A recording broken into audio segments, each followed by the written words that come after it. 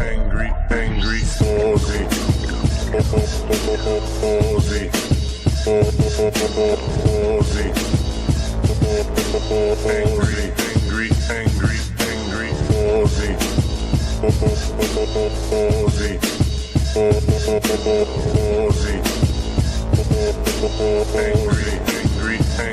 angry. All right. It's Friday night. It's party night. And to quote my favorite passage from the Bible, let's fucking go. Yeah, doing this big intro. I don't think anyone's even here. That's okay. It's for me. It's for me to get hype. And, for anyone who watches it back later, you'll see I did a great big professional thing. I was thinking I should have a longer intro video, like with a countdown, 5 minutes or 10 minutes, just so people know I'm coming.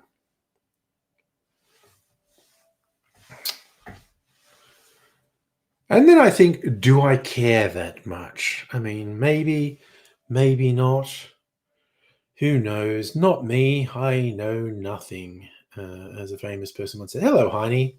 How are you this evening? Which, who the hell knows what's going to happen?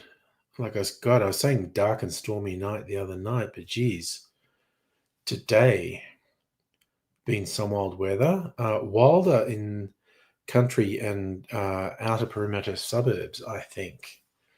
Quite a bit of wildness.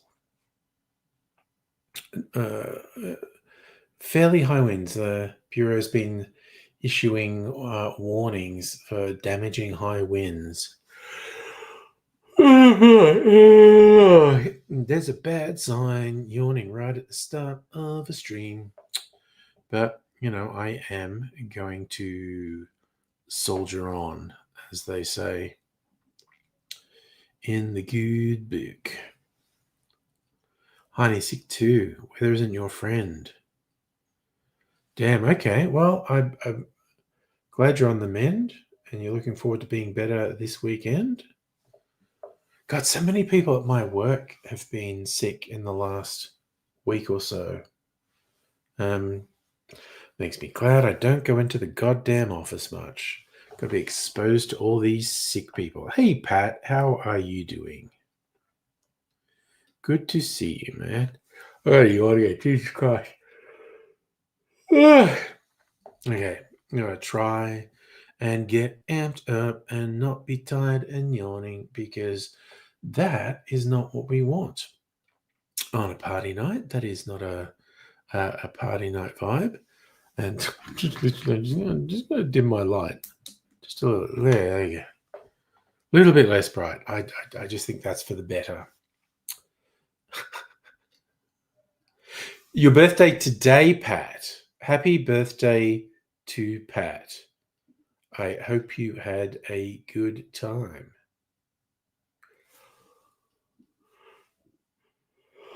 Okay. I swear I'm going to stop yawning soon. Either that or simply give up and go to bed.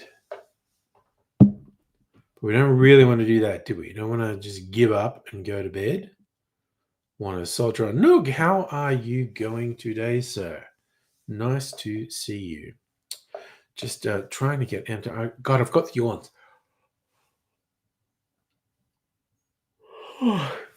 I'm not really tired. I just have this thing. If I start yawning, I just keep fucking yawning. Got to get it out of my system. And hopefully just pick up steam and roll on through the Haferink. That's what we're looking for. Nice, smooth roll through the evening. But damn, actually, I did my Halloween ice video before the stream. So I actually had a cocktail before the stream, like an hour before the stream. That's just because I was making some special ice and it starts to melt quite quickly. So I had to do it as soon as the ice came out of the mold. I hope that works. Nookie good. Got done getting chicken into the slow cooker. Nice. Slow cooked meats guy and family. Slow cookers are cool. Celtic, hello. Nice to see you. Pat, yeah, later. I've got to get in my groove first, man. Well, actually, Celtic, the shirt, it's Wear It Purple Day. So I got my purple shirt on because I'm on theme.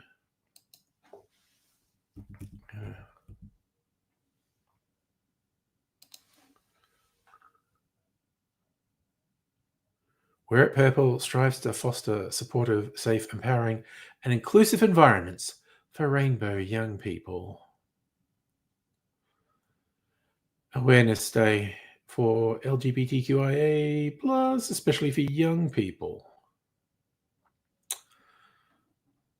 So it worked out quite well. Actually, normally I just take I've got all my shirts just on hangers on a rack, and I wash them, they go to the end, so it gets circulated all through.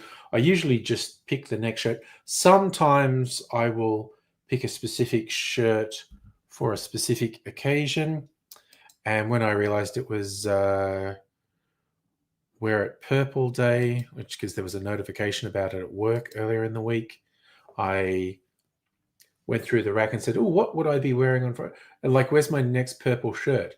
And if I'd have just taken the shirts in order, I would have had this one yesterday. And I thought, okay, I'm going to save it for a day. I'm going to wear the purple shirt on Friday. Oh, God. An irritation in my nose. And I don't know if it is. I feel like I want to go and get a box of tissues, actually. Just in case if my nose is going to run. Hang on. Hold the fort for me.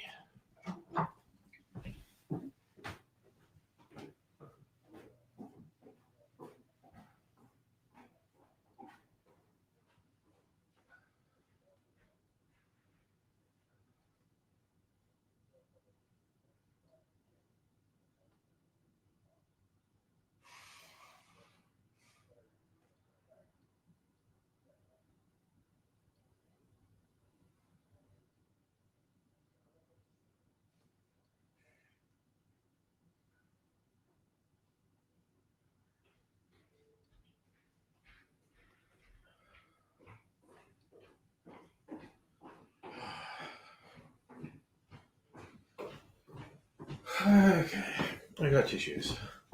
I'll probably try to be good, decorous, and not blow my nose on camera, on stream. Go off to the side. It's pretty disgusting. Actually, my nose started bleeding today. For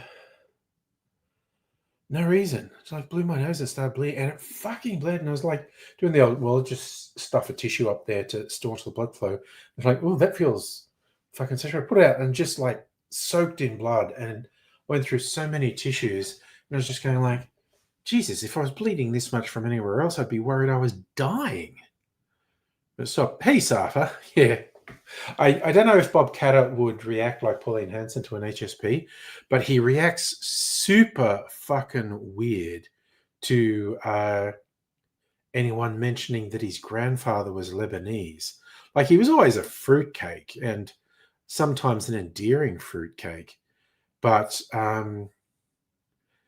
this fucking weirdness, which just reeks of self-loathing, that he gets super angry if anyone mentions he's Lebanese. So if you had massive storms, we kind of had a threat of a massive storm that never happened.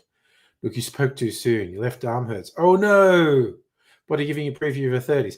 I feel like you first start noticing stuff like that in your 30s. You'll lift something and it's too heavy and you'll go, oh, what the fuck happened to my back? You'll try to open a window that's stuck and you feel a twinge. It's these days, it's like I feel like I'm finally over it, but for most of the day, I've been sort of hobbling around because my hip was fucked because of the way I slept on it. So far, I wasn't with the young'uns last night, actually. It was an impromptu hangout with Mrs. Angry because her lad, who would normally be here, was out at some video game thingy. And so Mrs. Angry said, "You want to hang out?" And I said, "Yes." And we finished watching a new series on a Netflix called Hostage, British sort of spy thriller thing, British Prime Minister. It's pretty good. There was like one moment where I was like, "Oh, for fuck's sake, that wouldn't happen." Even when you're in a sort of fantasy spy thriller thing, you have to suspend disbelief. But I was like, there was, I won't even say a spoiler, but there was just one thing where I went, "Oh, come on." But it was pretty good. I would recommend it. Safra Duchess, early 30s. Dude, it varies from person to person. I'm fucking still going fairly strong. Although, like I said, I can injure myself by sleeping now. Oh no, Celtic, your mid-30s, it doesn't get any better. Did I go outside? I did. It was pretty fucking bleak. Second time I went out, it was just starting to rain when I had to go out. I went out early to get my baguette for my weekend breakfast. I wanted to beat the storms. And I came home, did a few things. I was working stuff. I thought, oh, there's some stuff I want to get from Woolies. And it's not raining yet. Maybe I'll get ahead of the rain. And I kind of did. It was just starting to rain lightly when I got home. So just a spatter of rain. But it didn't rain much. There was occasional little squalls, but not much. Oh, no, baguettes. Oh my God, this one, sourdough, really crunchy crust. So fucking good. Actually, our backyard didn't get messed up very much, Safa. I mean, definitely there were winds and whatnot, but surprisingly, God, ever since I started working from home and noticed how much the back fence was at an angle, being overgrown with ivy, I've spent 5 years thinking the back. Well, not 5 years. What about 4.5 years? Thinking the back fence. Wait, no, it is 5 years, isn't it? It's not. God, see, fucking COVID has completely destroyed my ability to remember time. So yeah, January will be 6 years. Holy shit. That's so fucking wild to think about. To me, at least, anyway. That the whole COVID thing's been going on for 6 years. To talk to the blood donation people today. Mrs. Angry's been a blood donor. I thought, well, I should join. We're going to go and donate blood together. But they ask you all these questions to see if you're eligible to donate. And Mrs. Angry said she heard someone say something about fatigue, and they didn't really know what's causing it. And they were like, "Oh, if we don't know what's going to cause it, when it could be something bad, we don't want to give blood." And I've had this fatigue problem since my last COVID bout, and so I thought, okay, I have two choices. I could just lie and say, "No, I don't have any fatigue," or I could tell them. So I'm telling them ahead of time. So a nurse is meant to call me back next week and ask me some more detail, and then they'll decide if I'm eligible to give blood, which is better than rocking up to the blood center, waiting for a while, then talking, then going through questions, and then being told you're not eligible after you've wasted an hour getting ready. So maybe next weekend giving blood. So Saturday is not a date night. Saturday would be when I would be giving blood if I'm doing it. Maybe shouldn't drink. Might not have the energy to do a live stream. Who knows? Never give. Well, I've had blood samples taken, for blood tests and whatnot. But I think they take more if you're actually donating. I mean, I could be wrong. I don't friggin' know. But yeah, less blood in my system, I'll get drunk quicker. I think that's how it works. So potentially, I should not drink next Saturday night.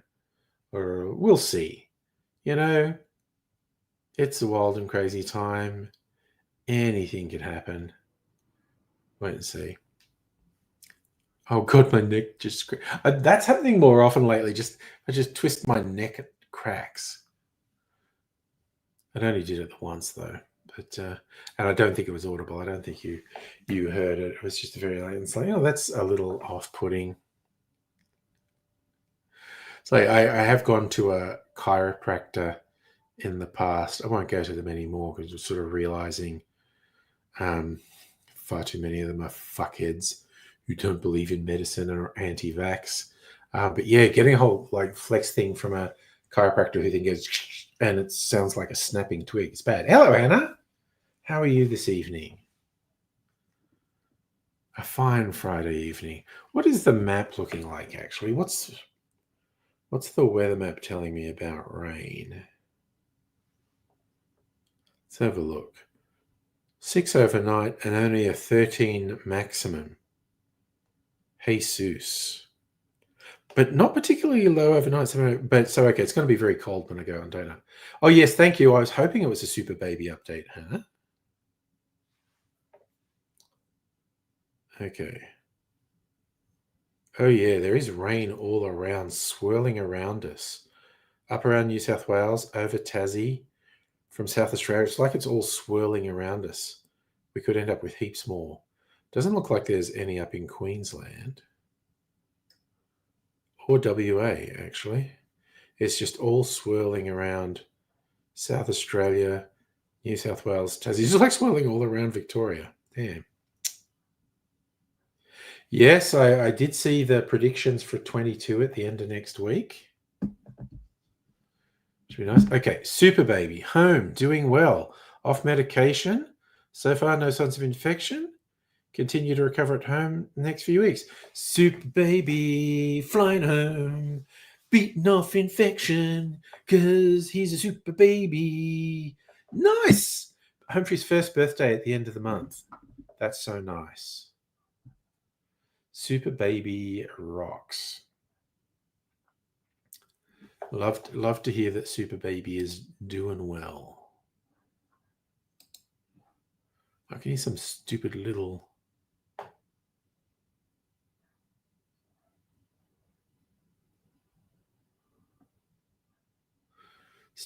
dog bug. Sorry, I just got really distracted by a message prompt.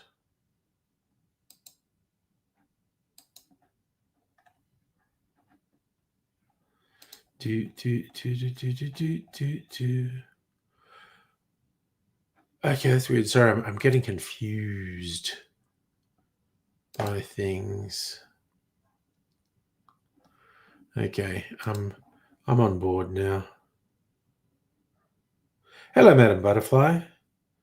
So Super Baby had 3 additional surgeries on top of open heart surgery, serious infection. Home 1 day shy of 3 weeks. Super Baby be home a lot fucking quicker than I would be if that sort of shit went on. Suffer, farmers hate Albanese. Farmers are redneck fuckheads.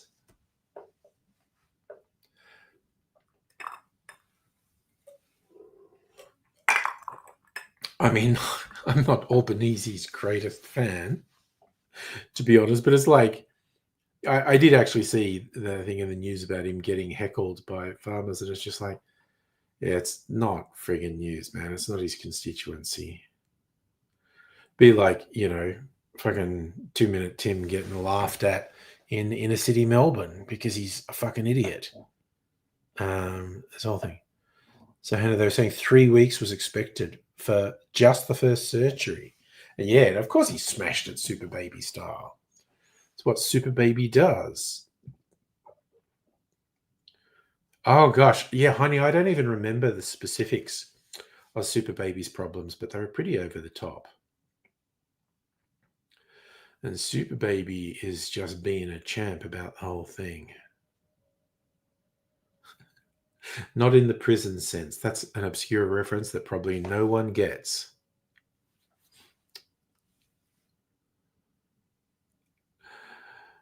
But yeah, I'll give you a little nod and a wink.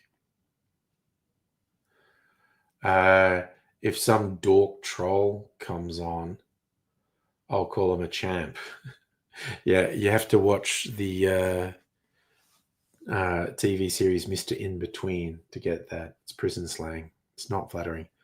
So after buying yarn, are you getting into knitting or crochet? Which is a fine thing to get into, by the way. Or were you buying the yarn for someone else? I bought butane, and it was very ill advised. I was thinking, this is cheap. I need different valves, and it doesn't fit my butane torch. So fuck that, really.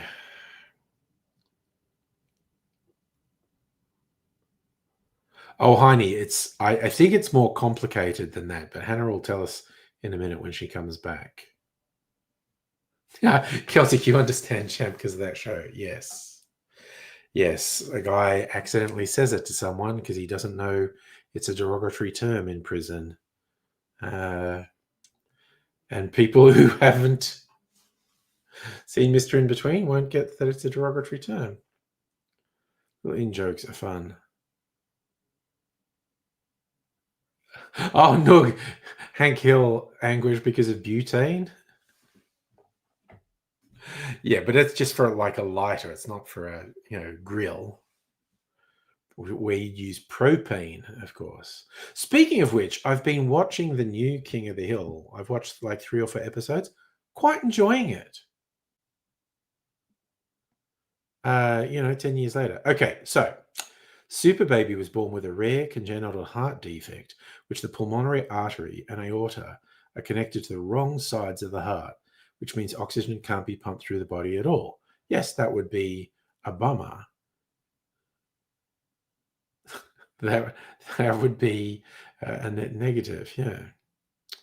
Bat and Butterfly don't have to go to work until 2 hours later. Nice! Late start for you today. Ease into your Friday.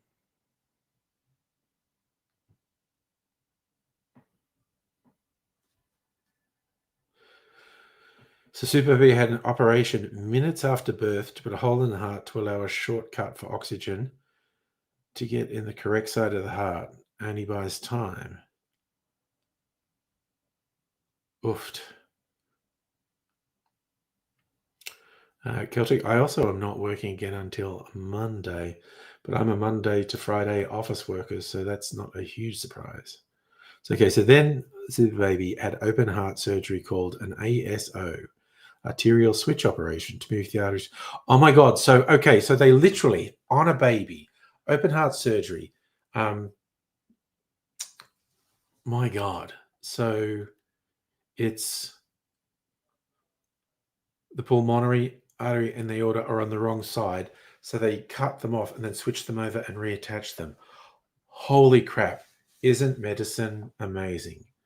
Modern medical science, incredible.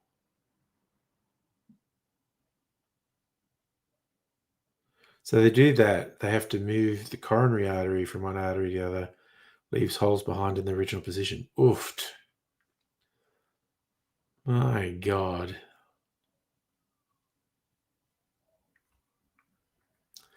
So there's holes they put patches, but as baby grows, catches can thin and weaken. Oh my God. So like more heart surgery later. Holy shite. Got to do RSA. Yeah. That's a good idea. But also RSA opens you to a whole bunch of jobs. Obviously, bottle shop, bar, it's a good idea.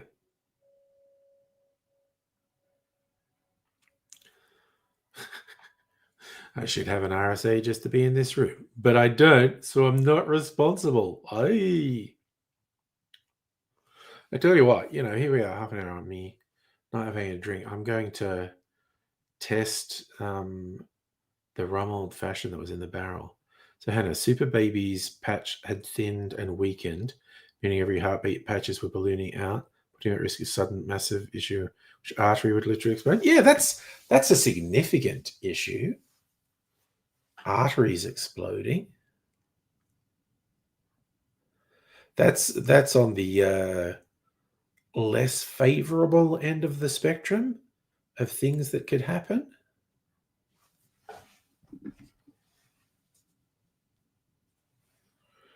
All right, I'm going to peel some orange for a garnish.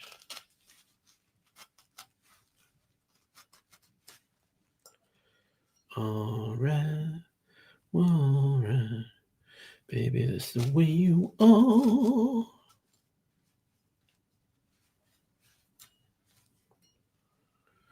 All right, got some orange peel. Okay. First surgery as a newborn, take heart the size of a walnut, cut off, reattach two arteries as thick as pencil, and move two arteries less than 2 millimeters thick. Oof. Again, medical science. How fucking amazing is it?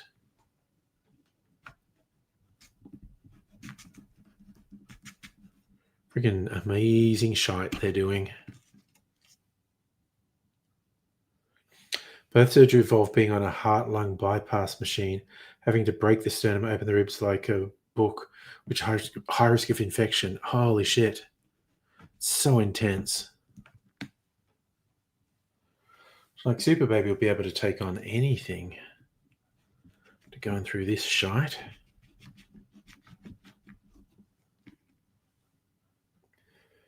"30 years ago, survival rate for ASA was about 20 to 40%. Now it's 98%. I know. Just keep improving things. It's amazing.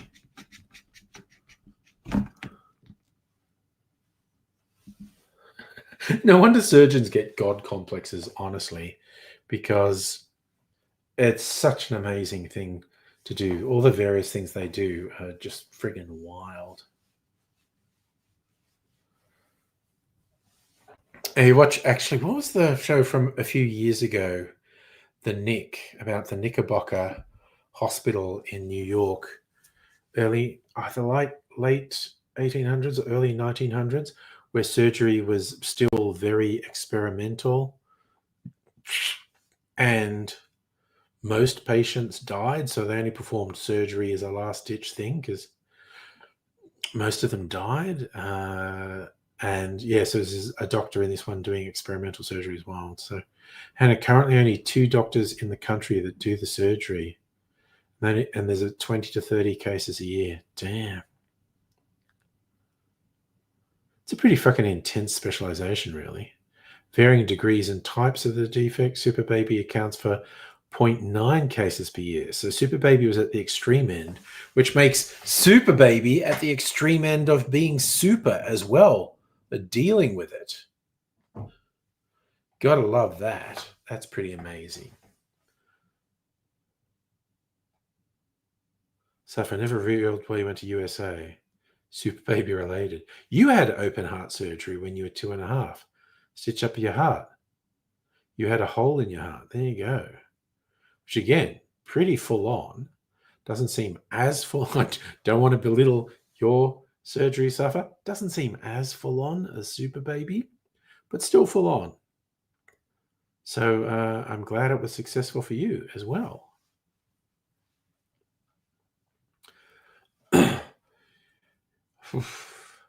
Anyway, 2 weeks ago, yeah, of course you don't remember, Zava. 2 weeks ago, I put a rum old fashioned in my barrel. Now I want to taste it. And a lot of babies are born with holes, but most close soon after birth. If they aren't closed by the time kids are toddlers, they have it done surgically. Yeah, Zafra, I don't remember shit that happened when I was 2. Don't think anyone does.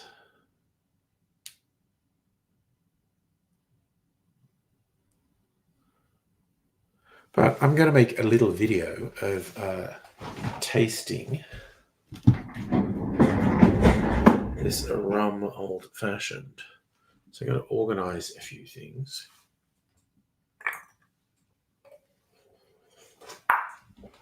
All right. Okie dokie. Artichoke. Right, where's my little tasting glasses? All right. It's the unbarreled old-fashioned.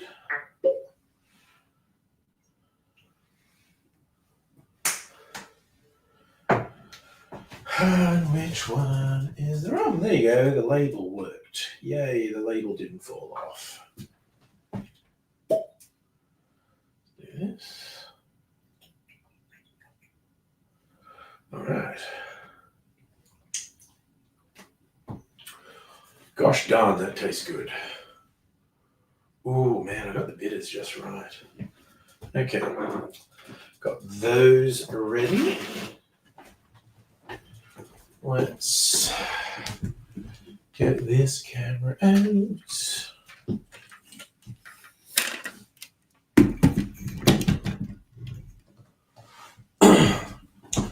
Do this. Okay.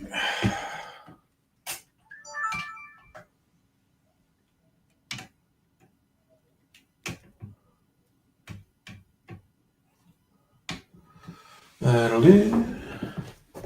Right, we'll do this one.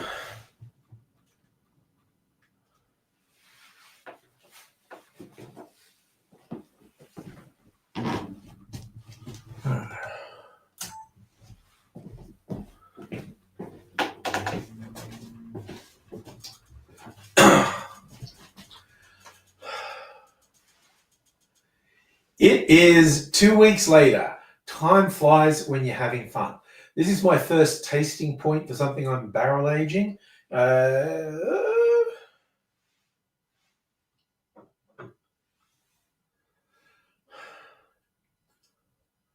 saved some of the old-fashioned in a bottle so it wasn't in the barrel. This is my control. This is the barrel-aged. Not significant difference. Maybe the barrel-aged one is a little darker, which is what I would expect. Let's do a taste comparison. First, the original, which is really good. Wow, I did a good job with this old-fashioned. But now it's like, is the barrel aging making it better?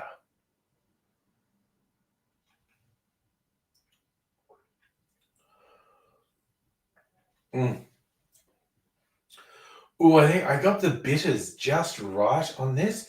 The balance of the rum flavors, the sugar syrup and the bitters is spot on perfect. And what the barrel does is round out the flavors. It doesn't take them away like milk clarification, which really softens flavors and takes off harsh edges. It just kind of rounds the flavors and everything feels like it's coming together even more harmoniously. I think 2 weeks is long enough.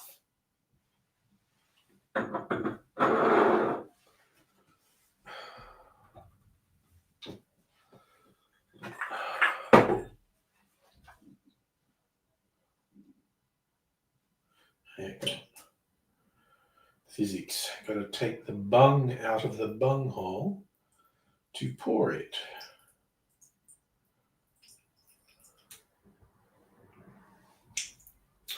All right. Ooh.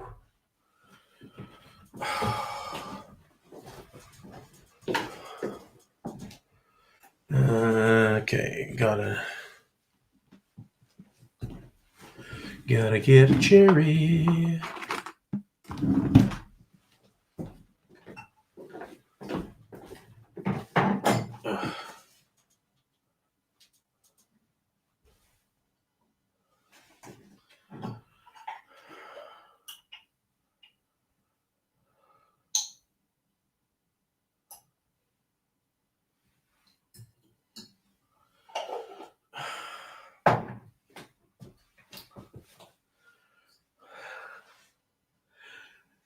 To enjoy it properly now, serving it in a rocks glass over a big chunk of sexy clear ice. It's got a lovely orange color to it now. Add the customary old-fashioned garnishes I like. Slice of orange peel and some cherries on a skewer. Oof. The rest I'm going to put in a bottle, keep in the fridge, maybe even in the freezer. Because of the alcohol content, it won't freeze.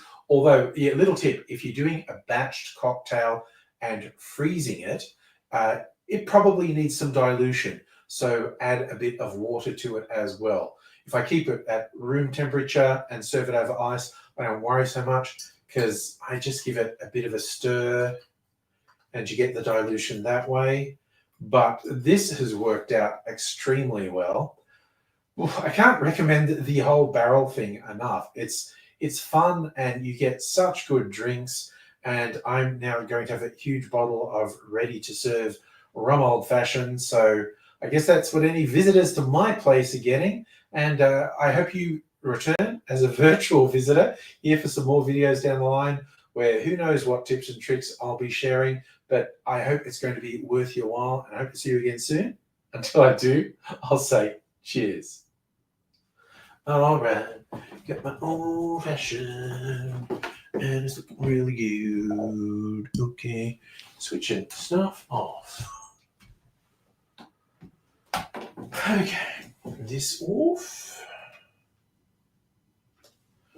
Oh, okay, little bits from my tasting glasses. I'll just put them in this rocks glass. Just kind of a subdued start to the night. Half an hour in having my first cocktail. Although, admittedly, I did have one before the stream. An hour before the stream. Okay. So I thought watching the footy. And what are you watching the racing as well this week?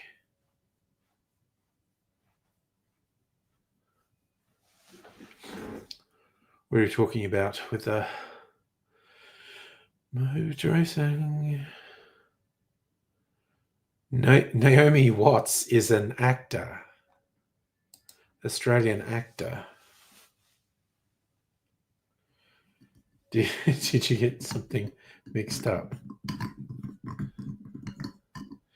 Yes, well, Naomi Watts is more famous than, I'm assuming the other Naomi you're talking about is a motor racing driver?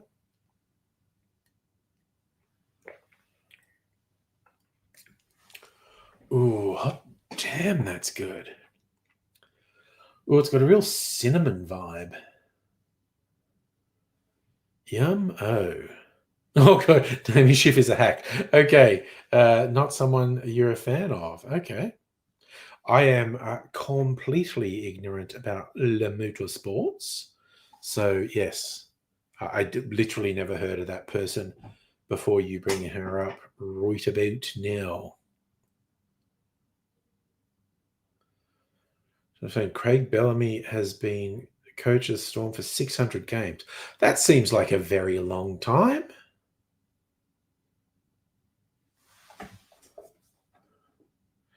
How many games are there in a season?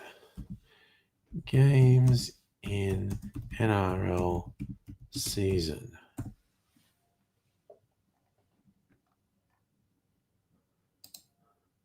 $24.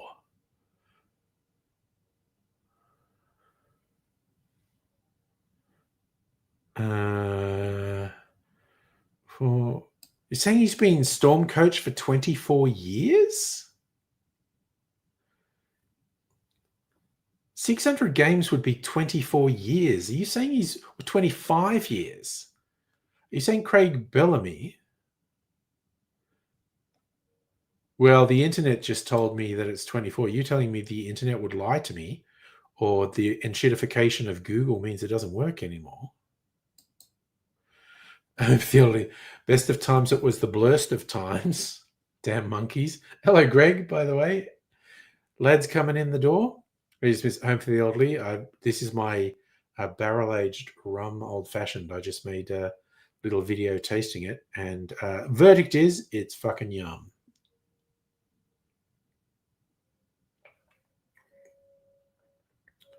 Oh my God, it is. It's really fucking good. Fucking yum.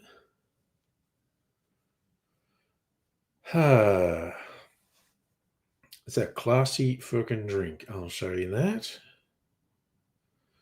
But that's only apt because I'm a classy fucking guy. Classy as a motherfucker. Honey, you don't like Jacques Villeneuve either. Race car driver turned pundit too. Arrogant fuck off. I was like making fun of his name, Jacques Villeneuve. So you pronounce it Villeneuve. Nice 2 gin and tonics for home for the elderly. Nice. What did you double check, Safa? I was thoroughly prepared to concede Google search is fucked enough to be wrong. So if that guy's really done 600 games, we're saying 25 years as coach?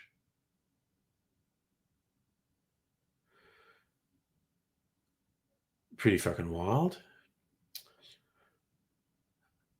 And finally, you argue with your father about protest on the 31st, stormed off to bed. Oof. The Nazi March.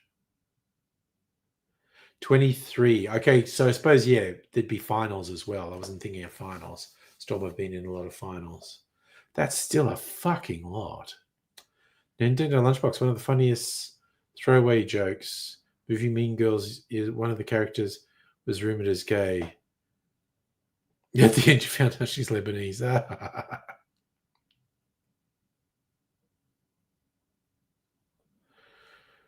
So is this okay, Heidi? You're telling me about another motorsports commentator, Bernie Collins. She's from a technical background, illuminates technical stuff.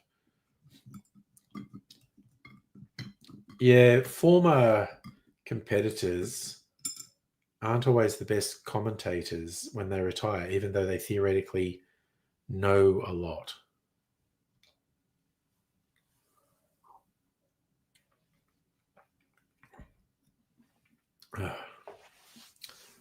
God damn, that's nice. God, the cinnamon notes are so strong in this.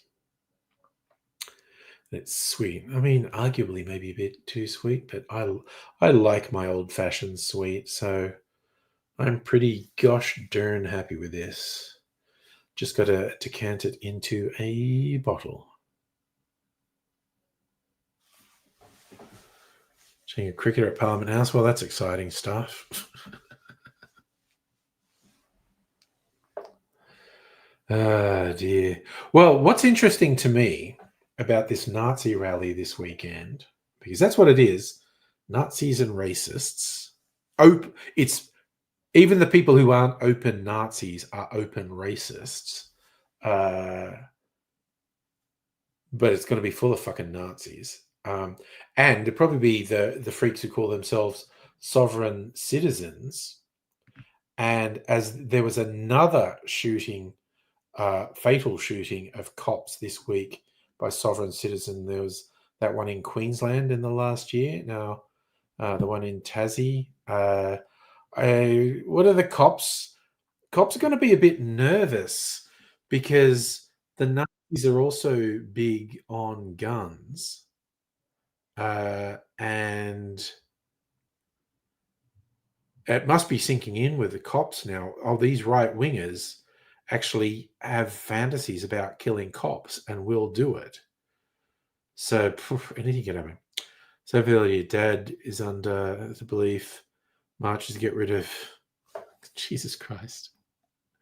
Palestinians from Australia. Show them the ad. Shift to how almost too many. No, it is literally purely 100% racism. And it's going to be thoroughly infested with Hitler worshipping Nazis. So only saying Villeneuve was world champion 97. Shift drove in the women's series for a few years. Pinnacle of women's motorsports Formula 4. Villeneuve. I love that you're just like, fuck that guy. World champion, I don't care. Fuck him. He annoys me.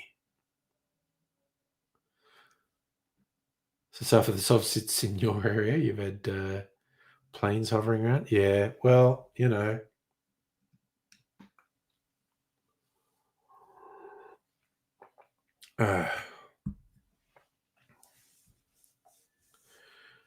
I mean, I don't want anything bad to happen at this stupid Nazi rally this weekend, but there's a non-zero chance of something kicking off.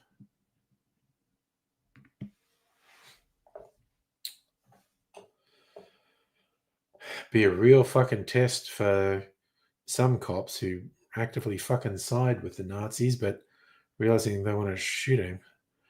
If it makes you angry, tells you no idea what I'm talking about. Oh God, yeah. It's like people with that low-level bigotry of, well, I think maybe there's too much immigration. Be oblivious to the fact they're being manipulated by people who are racist to their core and people who profess Nazi ideology and celebrate Hitler's birthday and all this other shit. So, god damn. But it's just like, yeah, you've got to fucking look at who's into the thing you're into and ask yourself some serious questions. Like the TERFs who want to go in their transphobic bullshit when Nazis march up alongside you and go, woo, you're awesome. How can you not stop and think, wait a fucking minute, am I the baddie here? You know, when the Nazis with the guys with swastika tattoos rock up to you and say, you're the best. I don't know. I think it behooves one to examine oneself. Yes, actually, I read the articles on the ABC website that was accompanying the Four Corners on the Sov Sits, and it was some good investigation. The Sov Sits vary on a spectrum from fucking idiot weirdos through to dangerous, violent thugs, and so it's kind of hard to see where someone is. But like the lightest thing you can say about Sov Sit or all the various ones, even some of whom have worked out that sovereign citizen has become a joke, but that's what they are. They're the same thing. So they're all, the spectrum is only from weird fucking deluded idiot through to violent thug. I feel like you said, used to wonder how the Nazis took over, but you can see it. Oh, okay. Oh gosh, yes. Okay, so your dad's been really indoctrinated there. You're saying?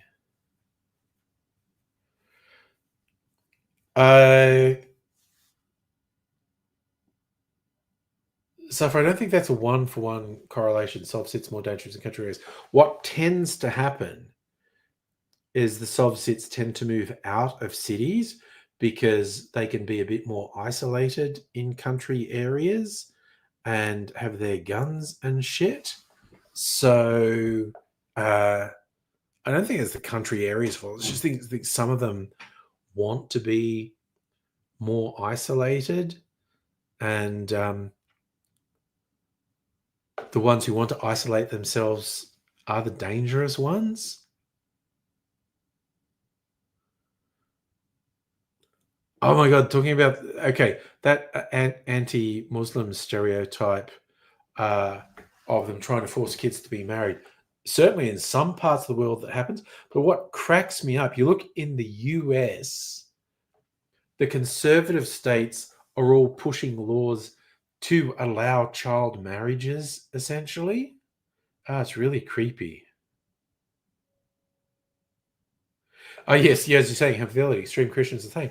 That in the US, there are a number of states where they're trying to push the legal age for marriage younger and younger, like 14 or younger, forcing um, young girls to marry. It was like, oh, Greggy, glad you're no longer in the CBD. I mean, you were there for quite a while. It's and with a young'un, I can imagine the CBD being even more stressful. All right, you know what? I'm being super friggin' responsible. We're not even an hour in. You know, I'm going to have something non-alcoholic. I often have More than one drink.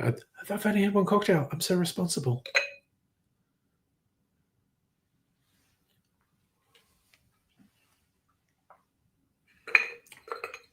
All right. I brought in some different drinks, even though I do have my favorite mineral water here. But I brought in the pink lemonade and some ginger ale. I'm feeling lucky you're out of here at 8 a.m. tomorrow. Oof. That is so fucking tough.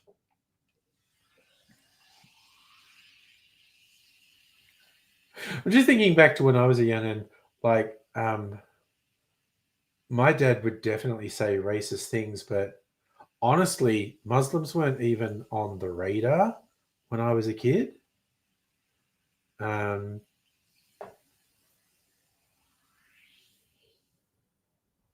if he'd lived a few more decades, I'm sure, God, I would not been all surprised if he was on the Pauline Hanson bandwagon.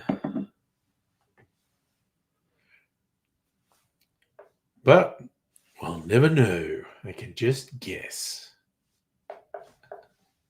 I've never discussed politics with anyone in my family. I have no idea what sort of conservative horseshit some of them believe.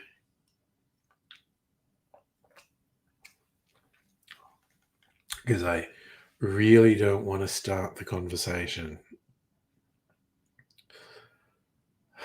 It's just like, oh, no, thank you. No, won't be talking about that today. Thank you very much. Oh, God, your dad has friends going on the Nazi march. Well, fuck. It's going to be a shit show.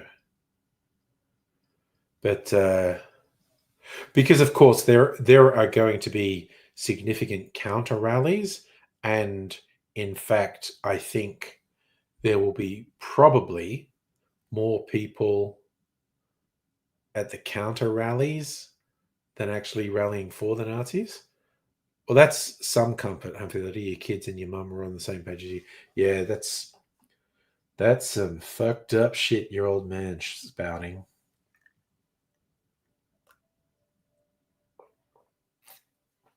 Ugh. There's not much you can fucking do about it. You occasionally like see these stories about people who, find some soft way to essentially deprogram people who've been sucked into this inherently stupid and nonsensical and unintelligent and not logical racism. It's like it's inherently stupid. But of course, people don't react to saying that core thing you identify with you means you're a fuckwit. It's like really fucking stupid. On top of it being gross and hateful and awful, it's a sign of being stupid because you are believing stupid shit that is demonstrably untrue. When people tie their identity up into stuff like that, I don't know how you reach them. I don't know how you get through to them and say, that's not real. That thing that you are defining yourself by is not real.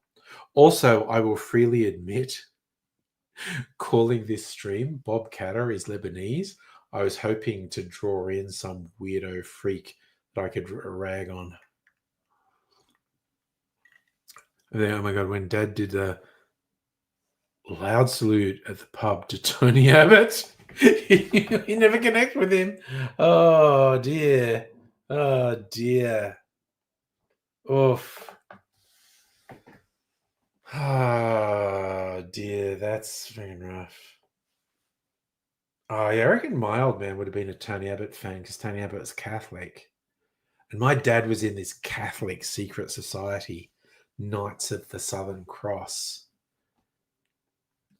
Catholic equivalent of the Freemasons. And yeah, apparently he had a whole handbook on how to push these really conservative social ideas, like how to slip them into conversations. I never saw it. My brother-in-law told me he found it. He said it was hilarious. Like, you know, how to just bloody slip, you know, anti-abortion propaganda into conversations and whatnot. Um, ugh.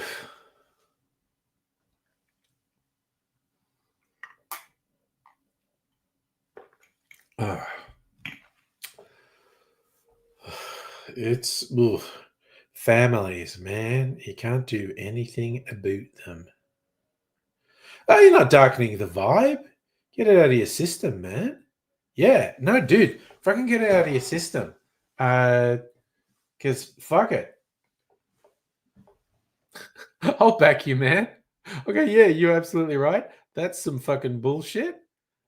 Let's have some booze and forget about it. Well, you've got something on a lighter note. Good, glad to hear it. Ah. Oh yes, I saw the picture you sent me. I guessed you were at Movie World. Was that a good time? I went to Movie World once ages ago. Uh, in fact, when just had one kid, young was angry. She was a bub. Well, she wasn't a bub. She was probably she was over a year old anyway. She was a nappy, and I don't know, wasn't properly fitted, or she was a bit runny. But at one point, I came around and she shits, and it leaks out of the nappy, and just like shit runs down my shirt, and I'm like, ah. So, but you know, we were at Movie World, so there was lots of souvenir shirts I could buy. I think I bought a Marvin the Martian shirt. I'm a huge Marvin the Martian fan. Where's the kaboom? That was a really bad Marvin the Martian voice. Can I do Marvin the Martian if I work in it? Where's the kaboom? There should have been a kaboom. That was a little bit better, but it's still kind of shit. Ooh, there's a Wizard of Oz section that's beautiful. Nice. Yeah, like it was literally 25 years ago that I was there. So it'd be completely different now.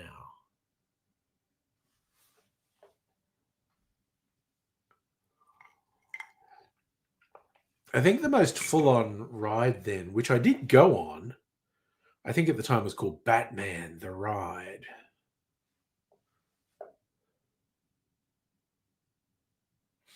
Oh yeah, Greg, Knights of the Southern Cross sounds a bit fucking clownish, honestly. It's like a reference to Knights Templar. But of course, you know, Southern Cross being Australian. But yeah, no, it is there is super creepy white supremacist overtones, undertones to the name Knights of the Southern Cross. Very fucking creepy. I've only been there 6 times. I think I've maybe been there twice. Like once when I was like a teenager. But yeah, I haven't been there for like 25 years. Batman the Ride. It's like we're called 40X now. It was like a roller coaster thing, but you were sitting on this thing and your legs were dangling. There was a version of it in one of the theme parks in America too. Um, it had a different name, but it was the same basic thing. I remember a really funny thing. I think it was at the American theme park. So your feet are dangling, so there's lots of G forces that throws you around. I was wearing Doc Marten boots, like big fucking heavy boots, and I think the G forces with these heavy boots on the thing just like strained the muscles in my legs. And the next day, I could barely fucking walk, and all I could think was it was the G forces from this fucking ride, and the fact I was wearing these really heavy boots.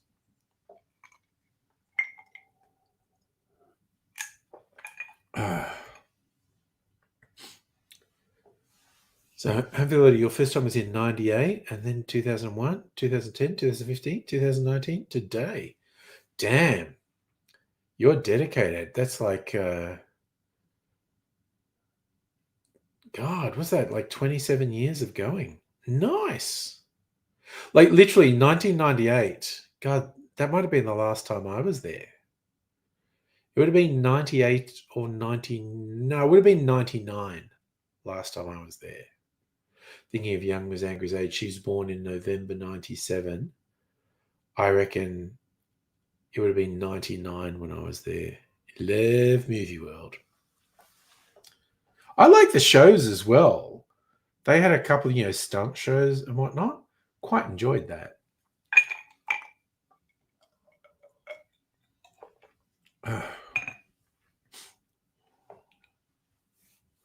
Opened in 92.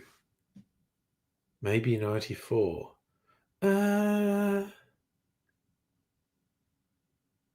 went to something in the 80s. Some other theme park then in the 80s. I don't know. Greg, you still got your docs from the 90s. They got destroyed at the big day out. Going strong at Rage Against the Machine, Autism. Yeah. I have not worn docs in fucking forever. I swear to God, now I found these orthopedic shoes.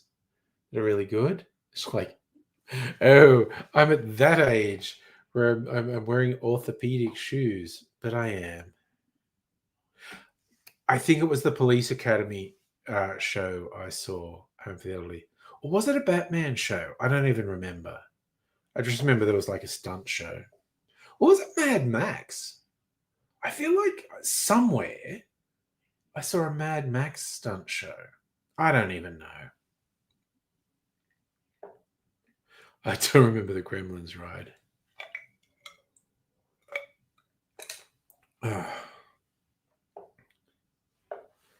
Like when I was growing up, I never went on scary rides. Didn't like them at all.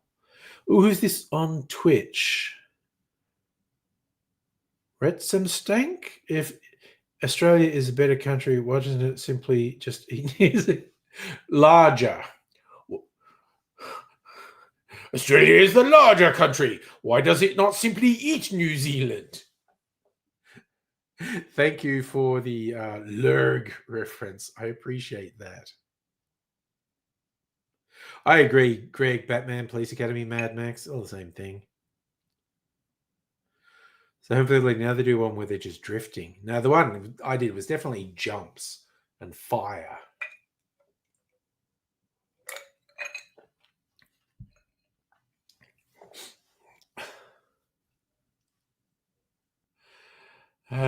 Metaphorically, by the way, Australia has tried to eat New Zealand in the past. It's trying to make it New Zealand a state of Australia. A Cynthia Rothrock. I know the name. Now I have to look it up. Read some Stark saying, have I seen a Cynthia Rothrock movie? I need to look her up. Cynthia Rothrock. American martial artist and actress. Wow, she's 68 now. Okay, what's she been in? Let's go to her IMDb. See if I've seen a Cynthia Rothrock movie. Black Creek, Black Belt, Sworn to Justice sounds familiar, actually. Credits. God, she's still got stuff coming. She's had movies coming out this year. Prey of Wrath, Vendetta Vet. Jesus Christ, she's in her late 60s and she's still... I wonder how much martial arts she's doing it. I feel like I have to go...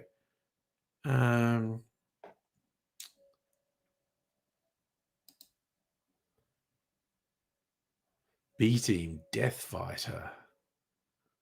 Jesus Christ, it's like she's doing something every 6 months.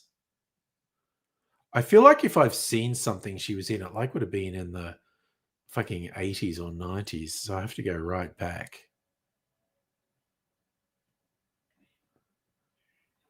She was in the Dukes of Hazzard. Okay. Hercules, The Legendary Journeys. Wow. She was in one episode of that.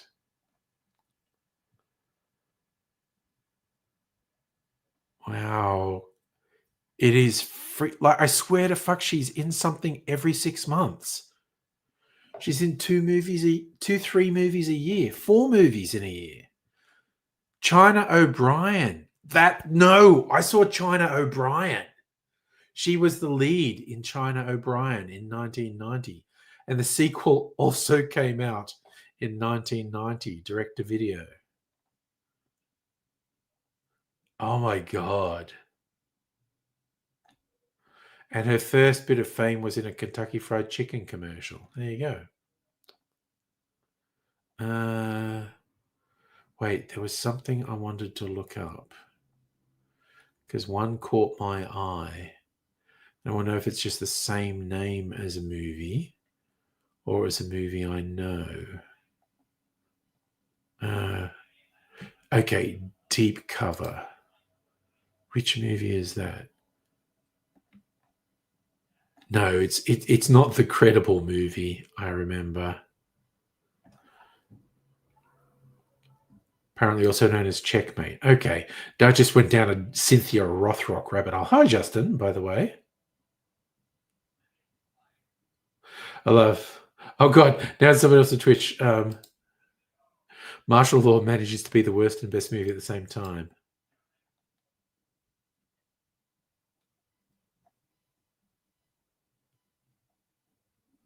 Oh my God, she used to watch Fight Michelle Yeoh. I'm a huge Michelle Yeoh fan. Next question. Favorite movie? Why is it RoboCop? Sidrias, most people are watching me on YouTube as Angry Aussie, but I use StreamYard to restream to multiple platforms. I am a big fan of RoboCop. It was a great satire. It was genuinely funny. Good action movie with lots of great lines in it. It's a very good movie.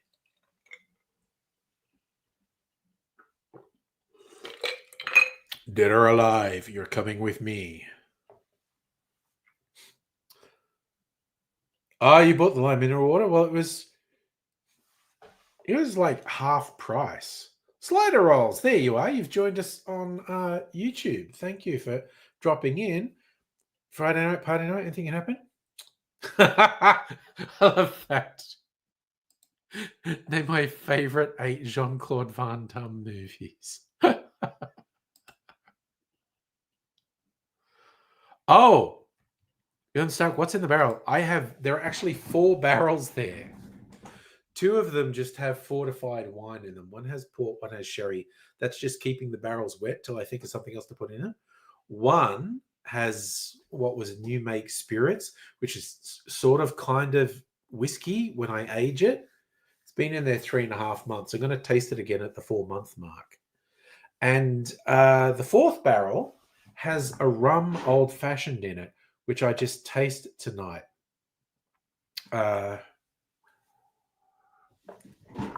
in fact, I think put lemon sours in one. If I was making a sour with citrus juice, I don't think I'd put it in a barrel because the citrus element oxidizes. But if I could do it with a syrup and do it.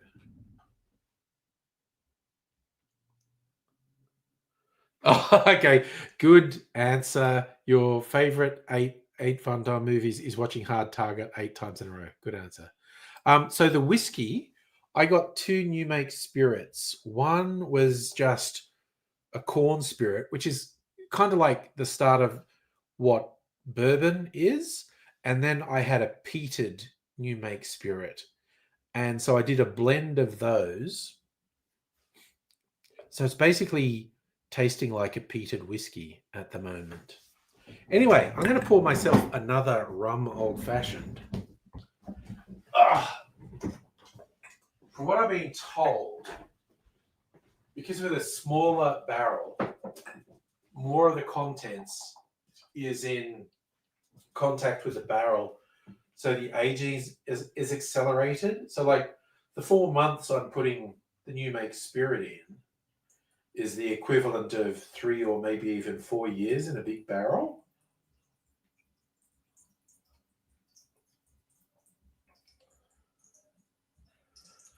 So this rum old fashioned has been in the barrel for 2 weeks and it's super fucking tasty. I am going to decant it, put it in a bottle later, tomorrow maybe. Well, you know what I'm going to do?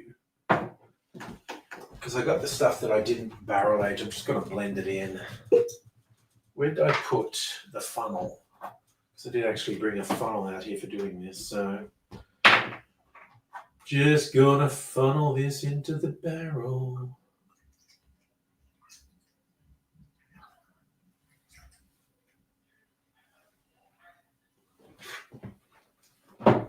Ooh. Boozy AF. Okay, let's fucking go.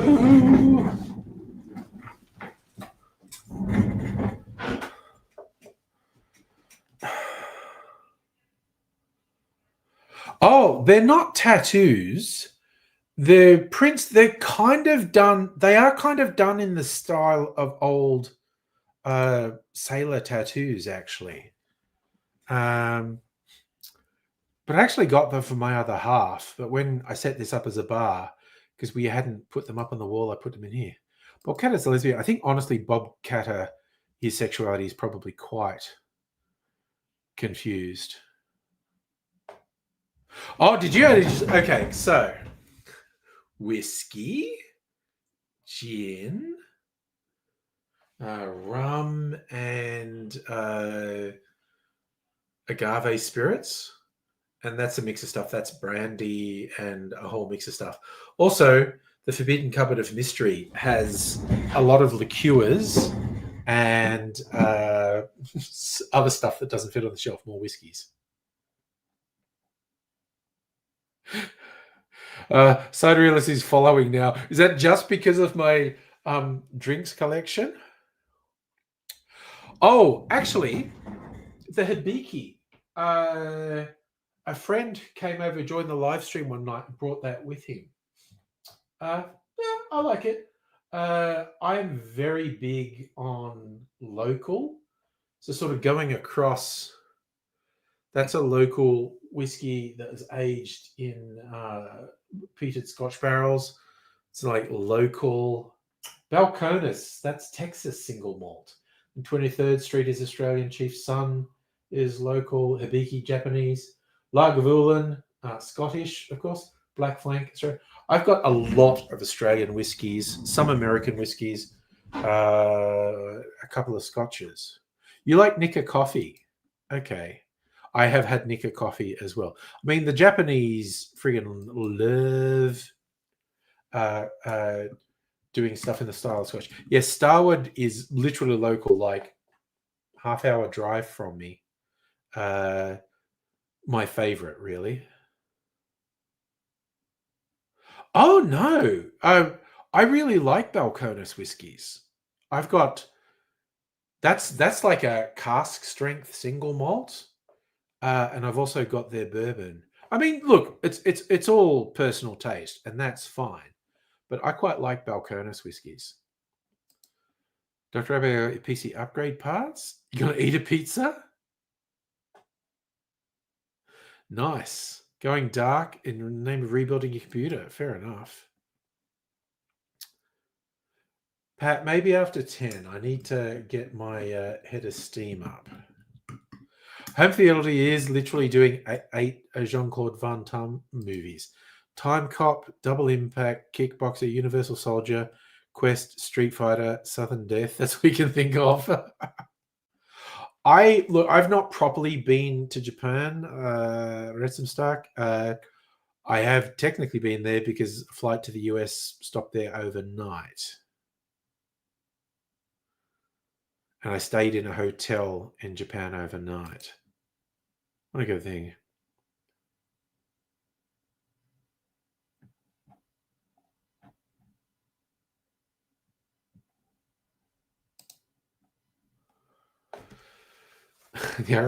Bob Catter freaking out at people pointing out his grandfather was Lebanese is very fucking weird. Ooh, White Monster, Evan Williams. A go-to cocktail. Okay, I don't know that. Let me see if I can find it. White Monster. Evan. Oh, sorry. Are you saying Monster the energy drink with Evan Williams whiskey? Oh God, mixing alcohol with energy drinks is so dangerous. I made a video with a friend. We were calling it bad decision juice, as in enough alcohol to mess you up and enough caffeine to give you the energy to do some act on some bad ideas you have.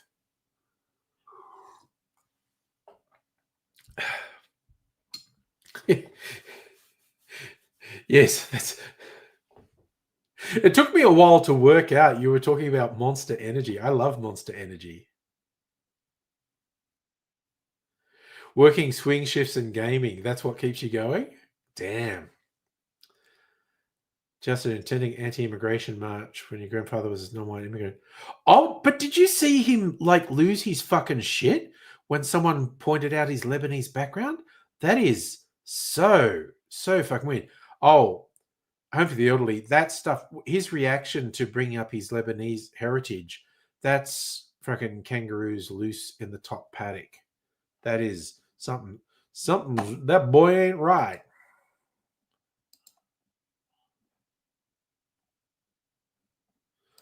I thought Tropical did put her PC parts on the Discord. Okay.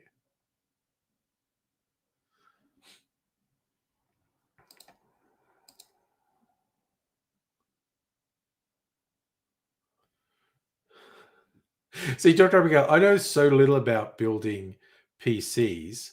I can't tell if that's a joke or a serious line. Oh, okay. So, Retsamark. Bob Catter, he is a conservative politician in the equivalent of like the redneckest area of Florida. Think of that. He can be very entertaining, but this week he got less entertaining and more worrying. There's this rally happening in Australia tomorrow.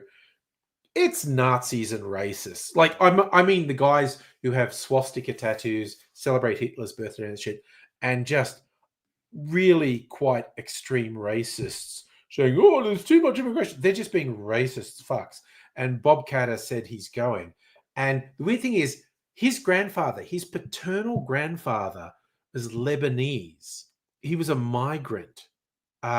His grandfather, and a journalist said something about why you're being so down on immigrants, with your Lebanese heritage. And he lost his fucking shit. Yeah, that is like you're guessing, but you're absolutely right. Yeah. That's the weirdest thing.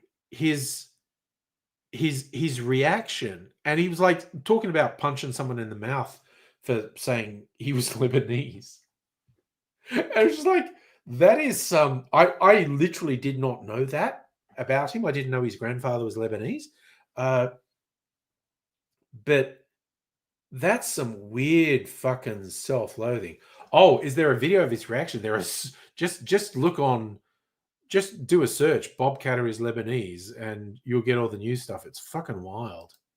Um, uh, it's like not funny. Some of his other stuff, like what he famously did with talking about marriage equality, and he's just going, "Oh, I don't care. Everyone look to their own. Let 1,000 flowers bloom. Let love be love."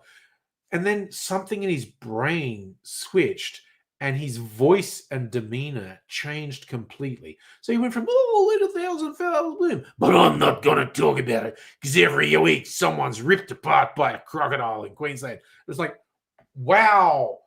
It was a double weird thing, because the first weird bit was just the way he flipped from talking like a more or less normal person to talking like a crazy person. And second, people aren't attacked by crocodiles that often. Sharky, Kata is an anglicized. Yeah, no, his grandfather's name was spelt differently. Yeah. But it's absolutely surreal to me that he reacts literally violently to someone pointing out his grandfather was Lebanese. That that absolutely does my head in. I'm like, dude, that's so strange. He such a weird person. It's like racists can't win on policy, so they discoordinate. Yeah, death rows need a helping boot. Yeah, he's just playing Rocket League. Just lead your own quietly if you don't want to get involved with these weird racists. But yeah, I don't know. You might get some interesting news stories coming out of Australia this weekend. Just saying, friendly Geordies did a thing. Okay, I didn't see. Jackie, devil's advocate. What if it's not being brought up to him? It like I said, the whole thing was just weird.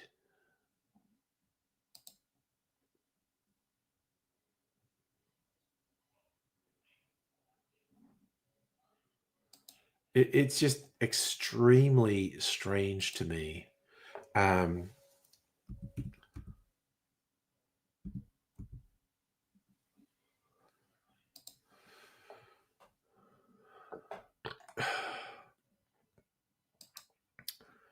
what did he do? Vidges.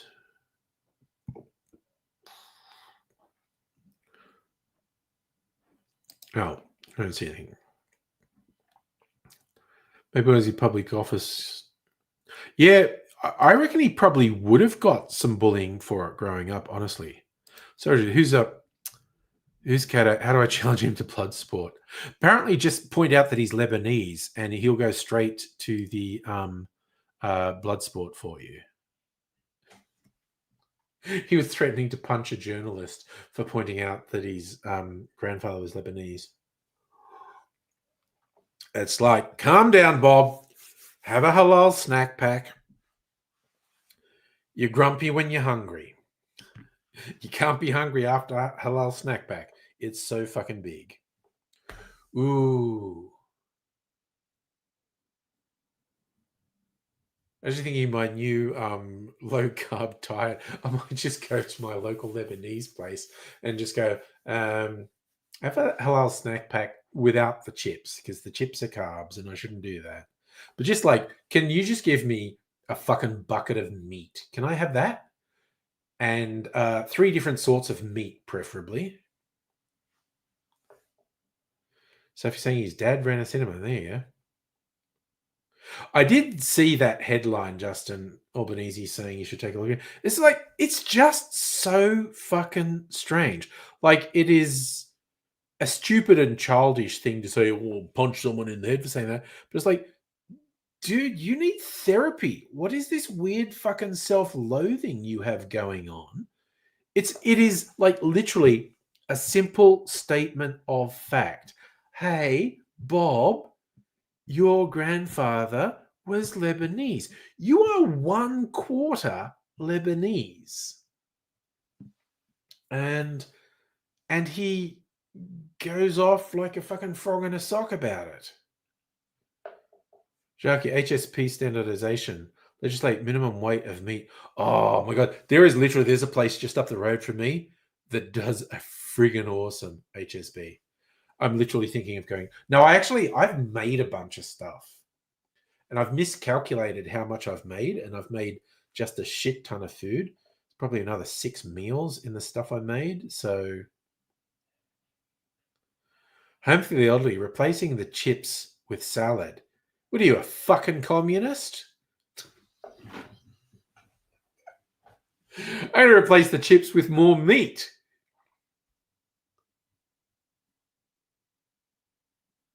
Oh, Justin, I would agree that Albanese and probably everyone else is just fucking laughing. Like, what the fuck is wrong with Bob Carter? That is so fucking weird. And again, Albanese, that's Italian, I think. It's just, it's just so fucking weird. And like, his thing with the crocodiles ripping people apart will be timeless to me, but this thing is not even funny. It's like he's made the mistake one before. He endorsed that one guy who got egged, but even then, down the track, he realized, like, oh no, that guy had been lying to me. He is actually a Hitler-loving weirdo. Um, but this time, it's like he's going to this rally. I was like, dude, it's full of fucking Nazis.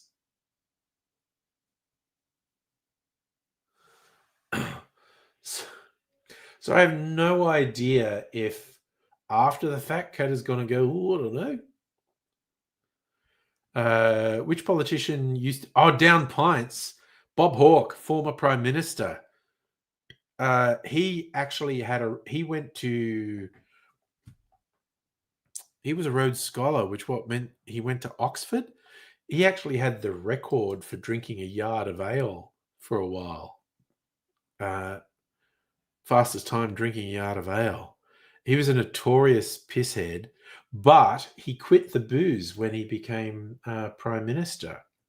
But in the 70s, the 80s, he was a trade union leader, notorious pisshead. But weirdly, even though he was from the Labour Party, the Progressive Party, he was a neocon.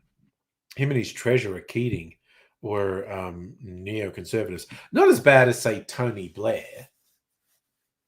Definitely not as bad as, like, Ronald Reagan and Margaret Thatcher, but that's some really conservative economics is what I'm saying. Oh, God. Dr. Agar's put a picture on... okay.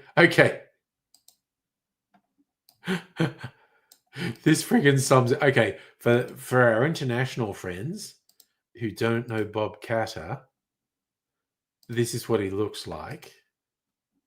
He like always wears this friggin' hat.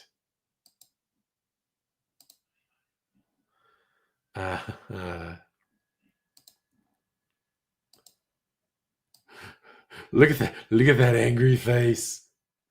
Look at that angry face! He's like a meme. He's like one of those rage meme faces. Oh, good lord! He's such a fucking weirdo.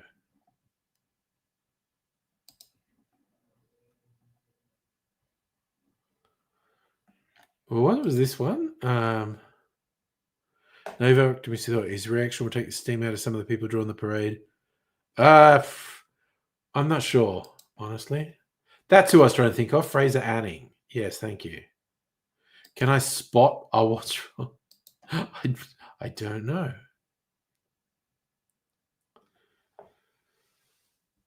Justin is saying Keating gave a superannuation and the Liberals hate. Yeah, I thought they were going to kill it their last term in office, honestly. Look at the hand.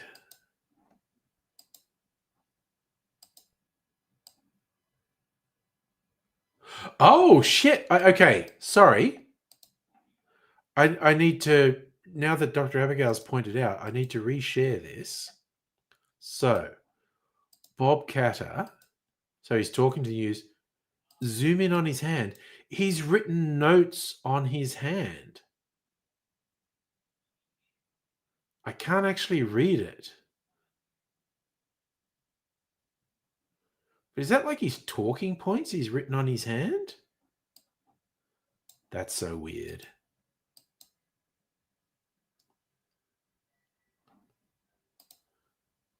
Joe, you know, another nuts politician always wears the Akubra.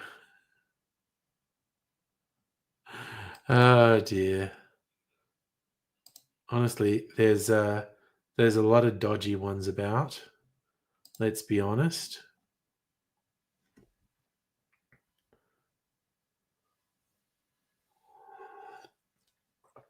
It's like when someone, Trump was at, I don't know if it was a presidential debate, but it's something where Trump had all these weird notes in front of him, like for a press or as a press conference. Super weird.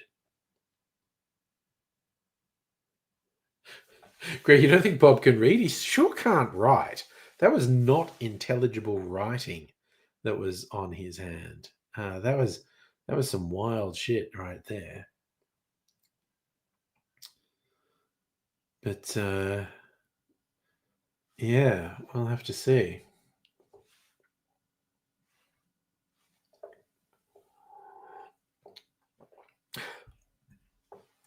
I've been eating a lot of like mixed nuts as snacks uh, in my sort of new sort of try to cut back the carbs thing. So don't even have a couple of chips because that's potato, that's just carbs.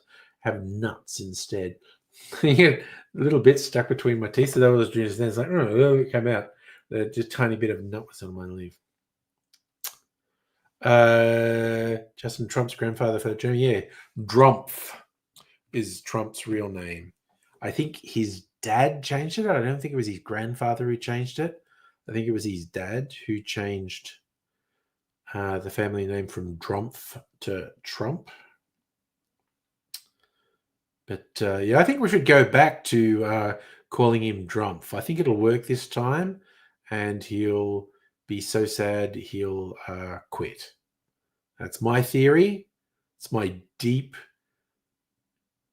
really good understanding of politics theory that calling him Drumpf will work this time.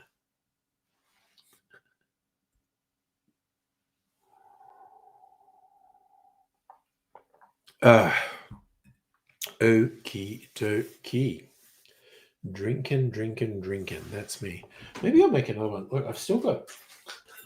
Ooh, actually, okay. Just for home for the elderly, because yeah, you sent me some Tiger Snake, which you like, Western Australian whiskey.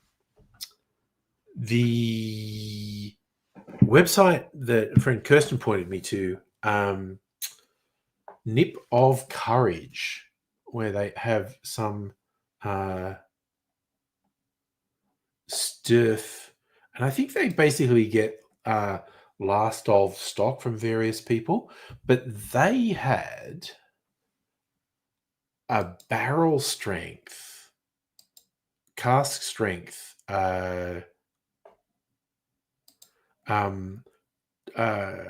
Tiger Snake whiskey. I'll see if I can find it. Looking on the website there. Where are we? Oh, wow. A $1,200 Sullivan's Cove whiskey marked down to just $1,000. Or corn whiskey for 164. I've actually had that one. Raymond B. It's not that great. I'm not getting any more. The Neds from 60 down to 40. That's cheap. They're still selling the rye new spirit, new make. 129 down to 69. Damn. I got that to make my own rye whiskey, which is super fucking nice. And I am tempted to get some more.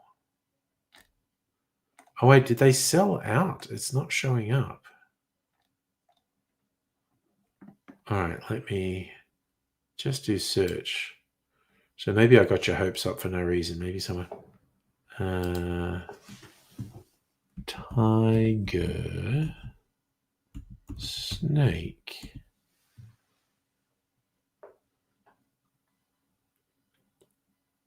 Okay, it's not marked down anymore. Okay. It was marked down when I saw it before. Oh, no, it is marked down. Okay. I'll just share this. This is for Home for the Elderly. Where's my screen share thing? I'm not even sure if Home for the Elderly is still watching. So Tiger Snake, cask strength, 64.7%, was 260, marked down to 160. That's if you're feeling really like spending a lot of money on some whiskey. Damn. But also, they are usually telling the truth with their markdown prices. So there you go. Justin, did you just look that up? Trump's grandfather was one of the first victims of the 1918 flu. Damn.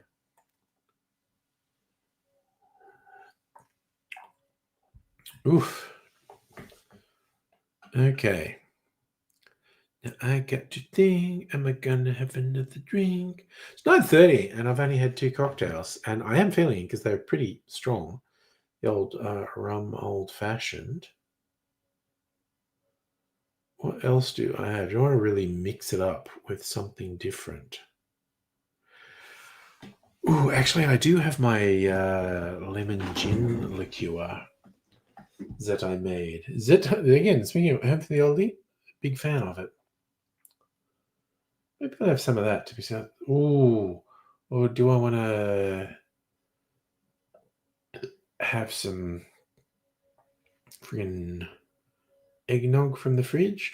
Or actually, that reminds me, promoting something like not sponsored. Wish I was sponsored by these guys. Hellier's Road, a Tasmanian distiller, makes the best whiskey cream liqueur I've ever had. Like, it's incredible. And if you know what's a whiskey cream liqueur, it's like Bailey's, except comparing Bailey's to Hellier's Road is like comparing McDonald's to like a 5-star restaurant. Technically, they're both serving food, but they're not in the same ballpark.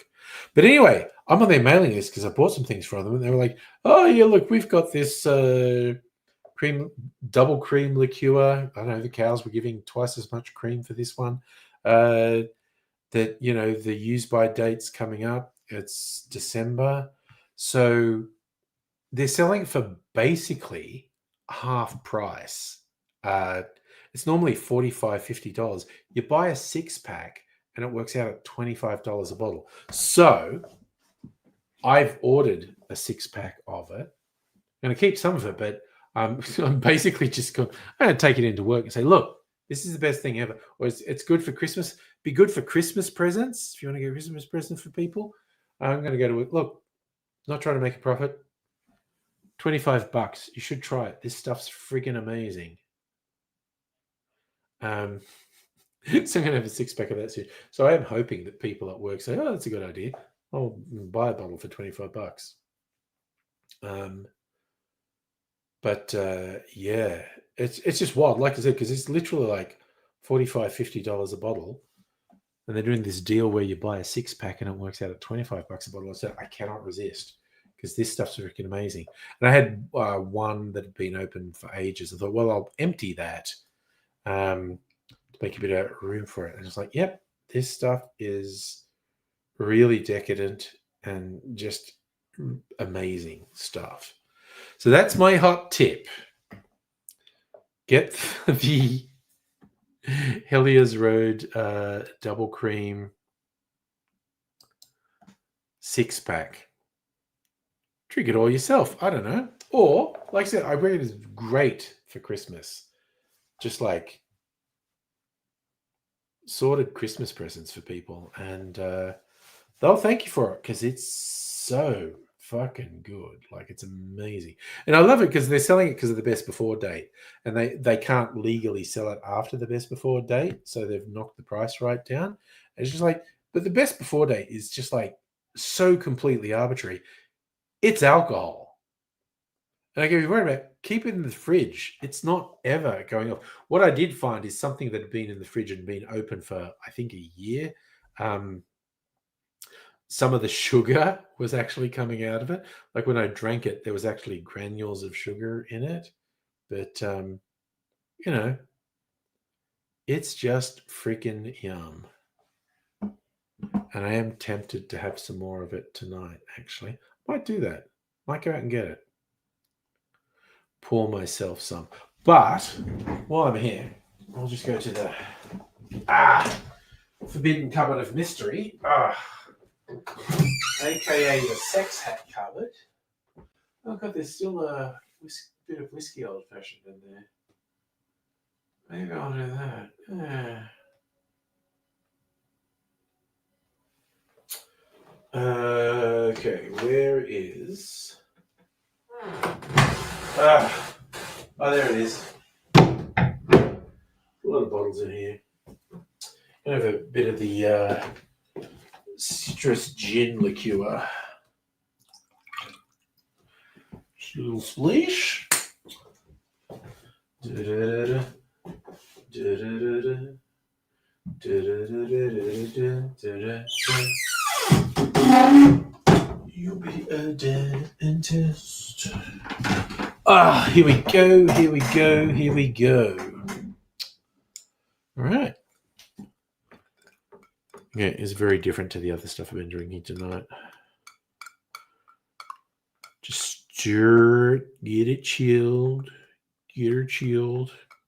I think I'll have a another non-alcoholic beverage after this, pacing myself, as it were.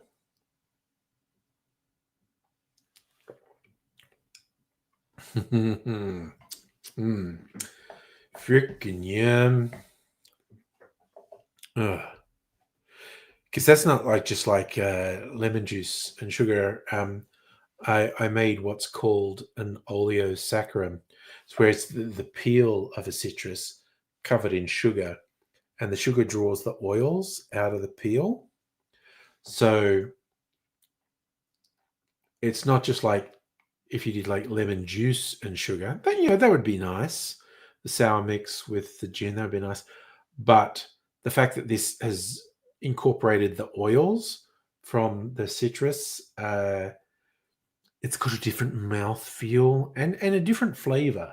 It's not just the sweet and sour. Uh,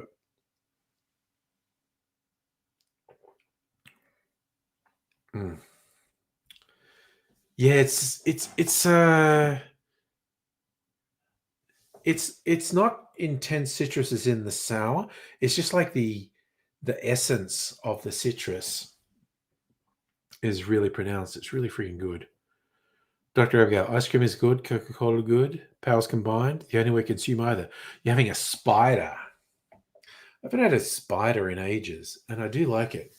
I just had this thing in my head because ages ago I'd had a beverage from like an Asian grocer that's up the road that for some reason was also selling alcoholic stuff on the shelves, which I'm actually sure is not legal. But anyway, there was this milk stuff that was like an ice cream flavored booze, and I got some because this is interesting, and it did literally taste like ice cream. I thought I could do that, literally just blend ice cream with booze, and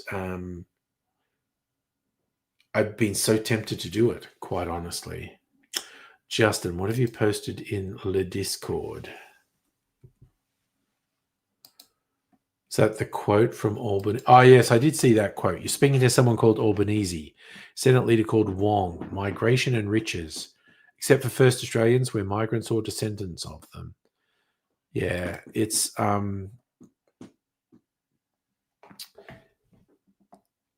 yeah, this latest thing from Cat is just not funny. It's just an embarrassment. It's and I feel bad for him because, like I was saying, there's this massive element of self-loathing in it. Like, why would you be angry that someone pointed out your grandfather was Lebanese? That's a simple statement of fact. It's so fucking weird that he lost his fucking mind over that.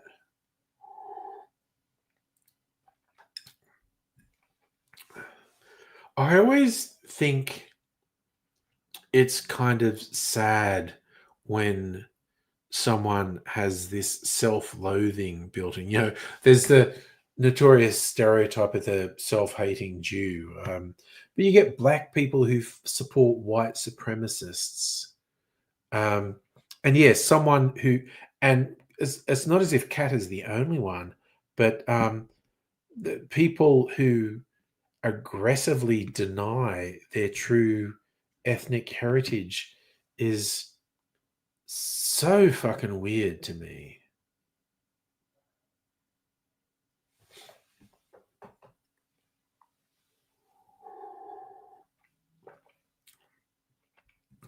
It's like You literally get like queer people who will advocate against queer rights. It's so strange.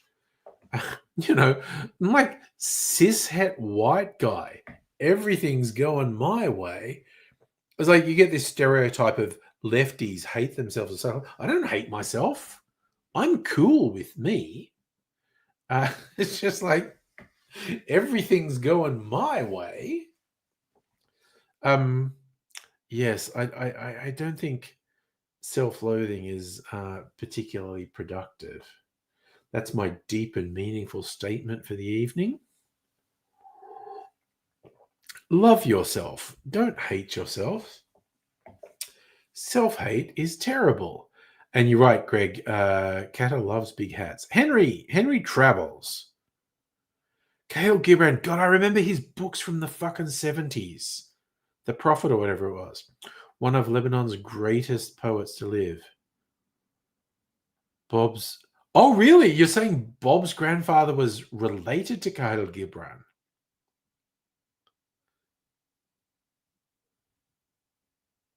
From his grandfather, who's literally calling the quote, "He who denies his heritage has no heritage." Oh my God, that is very ironic, Henny. Thank you for sharing.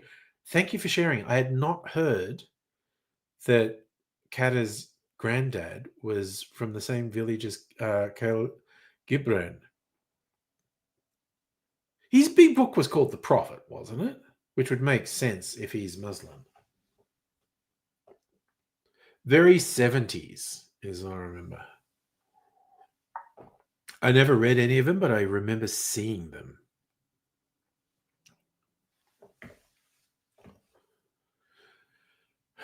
Khalil Gibran was right up there with friggin' Jonathan Livingston Seagull.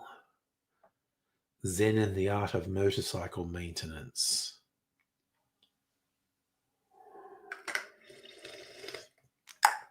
To a lesser extent, Lord of the Rings.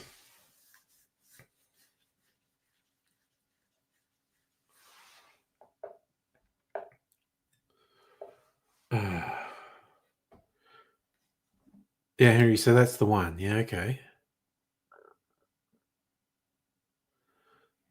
So they're actually from a Christian village. Pigs of Mount Lebanon, okay. Justin, when you got fired from a job a few years ago, your boss said your autism got in the way of achieving. Oh, yeah, no, fuck anyone. Also, you should have been able to sue them for that. Yes, you gave me Zen and the Art of Motorcycle Maintenance. I have not read it yet, Dr. Abigail. It's on the shelf. I've been so super lazy. I've just been listening to audiobooks, which I really enjoy, just like when I'm doing chores or walks or on public transport and stuff, listening to audiobooks. I have been super lazy and have not actually read the physical book yet. I will. Craig, Kata's hats from the same village as that. I think Kata's hats are so big, there's a whole village living in some of his hats.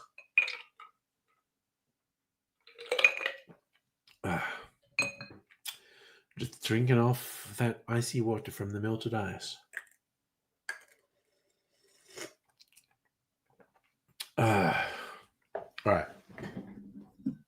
Because I am a manly man, after drinking all that booze, I'm going to have some pink lemonade. Should have bought some more of this when it was on special. And it's weird.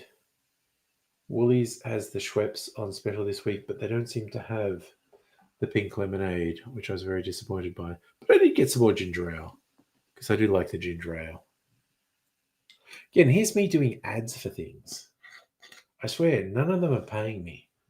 I can wish they were, or even just giving me free samples. Back a truck up with a few boxes of this shit, because I like it. But sadly, I'm just doing a chill, low-key hangout, chatting. No sponsors, damn it. Safi, you reckon there's 27 rounds in NRL? Are you counting the finals, though, Safa? because maybe you're counting the finals, and I don't think they count as rounds. Okay, the NRL app says 27 rounds. So, but check for me. Is that including finals? All right. So, like I said, I'm not going to fucking Google search has been shitified beyond belief. I'm not going to back fucking Google search for fucking anything these days. So I'd say, if the NRL app says there's 27 rounds, not counting the finals, I'm going to say that's right. Still, but yeah, that guy, were you saying 23 seasons? That's freaking wild. A footy team holding on to the same coach for 23 seasons? Good God.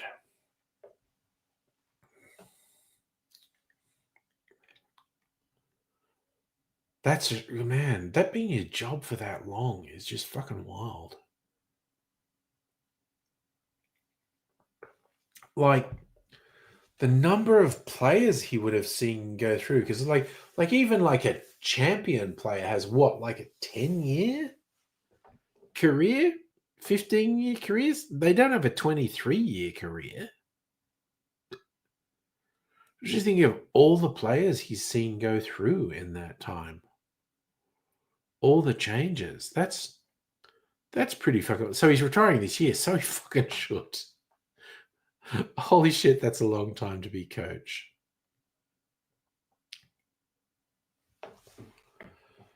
It's just like, damn, Daniel, back at it with the white vans.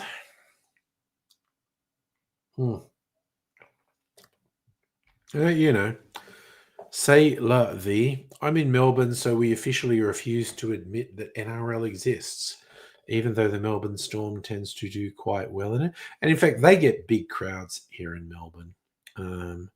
But then I also have to say that the closest thing to a religion in Melbourne, the AFL, I don't give a shit about. And I don't know who's doing what and who's in the fucking finals. All I know is because we get a public holiday for Grand Final Parade Day. I think that's the last Friday in September. Mrs. Anchor and I are going away that weekend. Oh yeah, you're right, Greg. The Storm don't get as big crowd as the AFL, but I think the Storm get bigger crowds in Melbourne than any of the NRL teams get in Melbourne. In Sydney, that was the thing. Growing up in New South Wales, we'd hear about the size of the crowds at the VFL back in the day, but it's just like the crowds for football in Melbourne are like 10 times the size of the crowds in Sydney. It's fucking wild. We used to joke in Sydney, it's because there's nothing else to do in Melbourne.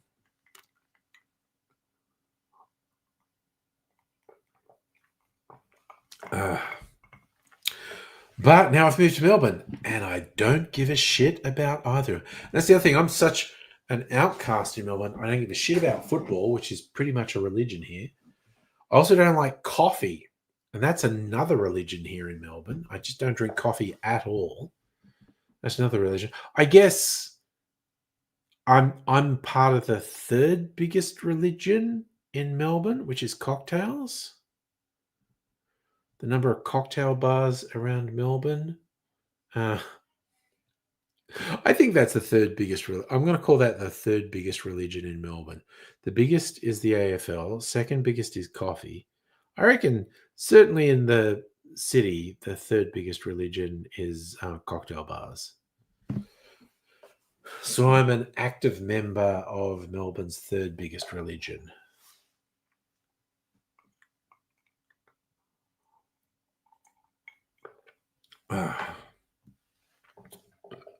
Fourth biggest religion, Christianity. Fifth biggest, Islam. Sixth biggest, Judaism. And I live in the heartland, the Jewish heartland of Melbourne, the Bagel Belt. Greg, we just love things in Melbourne. We like stadiums in Melbourne. So if I do want any Father's Day gifts, I know I'm probably just gonna have lunch with the offspring. You know, I've maybe got some self-bought Father's Day gifts. The aforementioned 6-pack of whiskey cream liqueur. I did order some new shirts. First new shirts I've ordered in a while. I don't even remember when I last ordered them. Was it 6 months ago? Was it 12 months ago? I don't know. My ability to remember the passage of time has been completely destroyed by COVID. Talking about the act of honking 5 milliseconds after the traffic light turns green. The car in front hasn't immediately started moving. I try not to do that, but occasionally you can tell this person is not concentrating and they don't know the light's green. Just when you feel like you should drive by the Iranian embassy to see what's happening. Just be careful, man. Just be careful. They'll be in a bit of a fucking mood, is all I'm saying.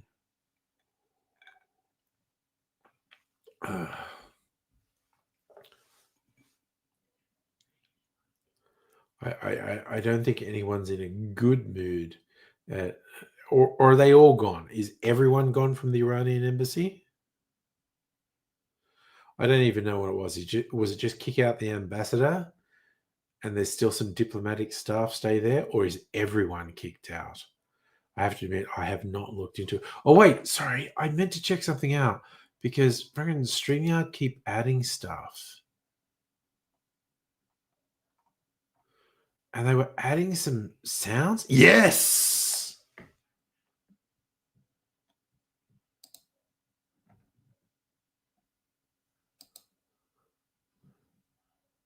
Oh, yes. So I'm adding all these sounds. So I've got like a soundboard. Oh man, I'm gonna go fucking nuts. Oh, there's so many of them. I'm just gonna add.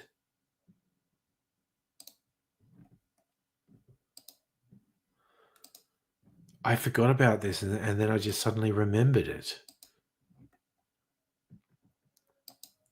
They've given me a soundboard.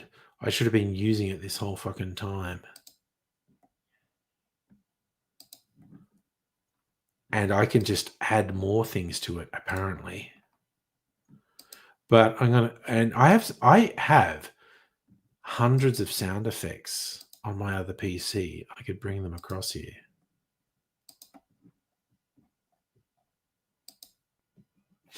Okay. We're good.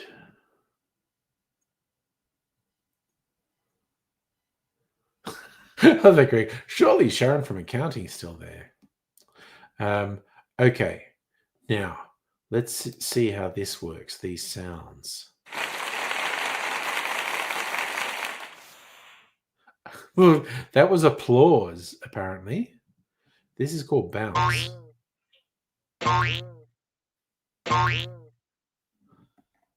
Okay, don't mind that. Heartbeat.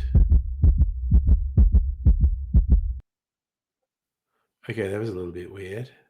Drum roll.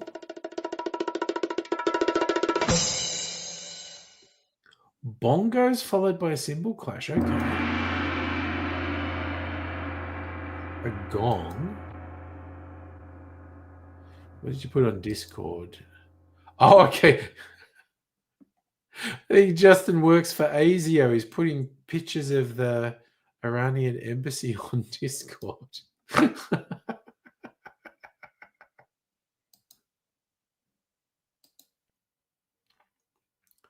Yeah, Greg, apparently I can put whatever sound effects I want there. Oh my God. Import some ASIO. I could do that. I could do that. So that's a new feature they've put in with sound. So booing, a crowd booing. That's supposed to be a punching sound. Okay, I gotta save that for when I make a bad joke. Wow, that goes on for a while. Oh my god, the crowd loves me. Oh my god, they love me so much. I'm the funniest fucking thing ever. Or is this on a lot? Is this on a loop? Is this just gonna go forever? The rest were all really short. This one just keeps going. All right. Okay, that may sound like someone peeing. It's supposed to be a fountain. That's supposed to be a fountain.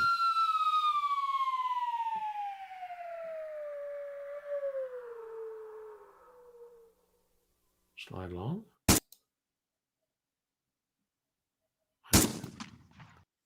There you go. That's meant to be a gunshot.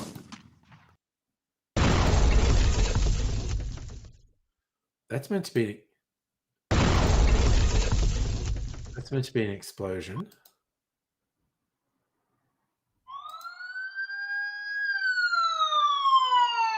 Totally coming.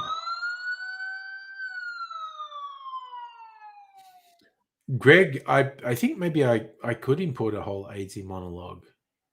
Need to go to the toilet. Honestly, I could just play the video. That would be another thing I could do. So wait a sec. That was the siren.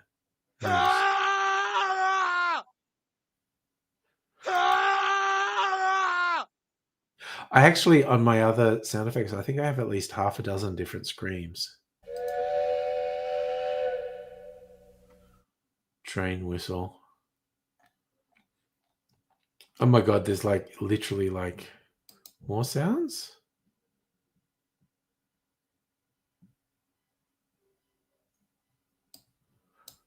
Okay, so the world is my oyster. I can just add sounds. So I might do that. You need a sound guy. Like Iron the Magician, Parks and Rec. Yeah, Safa, that's a new feature for StreamYard that they've just added this week. Modify the screen with you at work. Nice.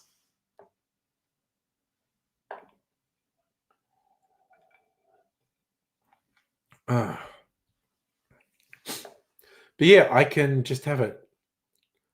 Is there Pornhub intro music? I'm not an expert. I don't know. But yeah, apparently I can add whatever sound effects I like to this thing.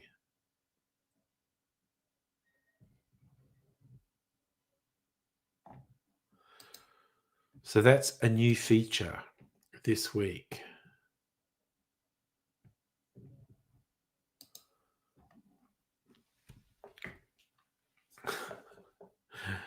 So I was like, okay, just closing a few things.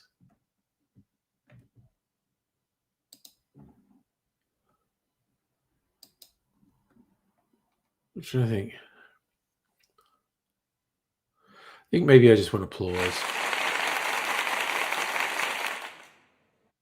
Just when I make a really good point because I'm a really smart person, I'll just have some applause play.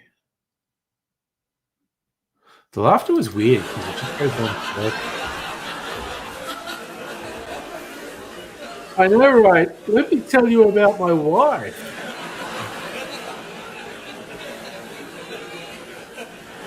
That guy knows. You know what I'm talking about with my wife. You'll get it. You know what I mean with my wife. I don't even need to tell a joke. They love me. The audience loves me.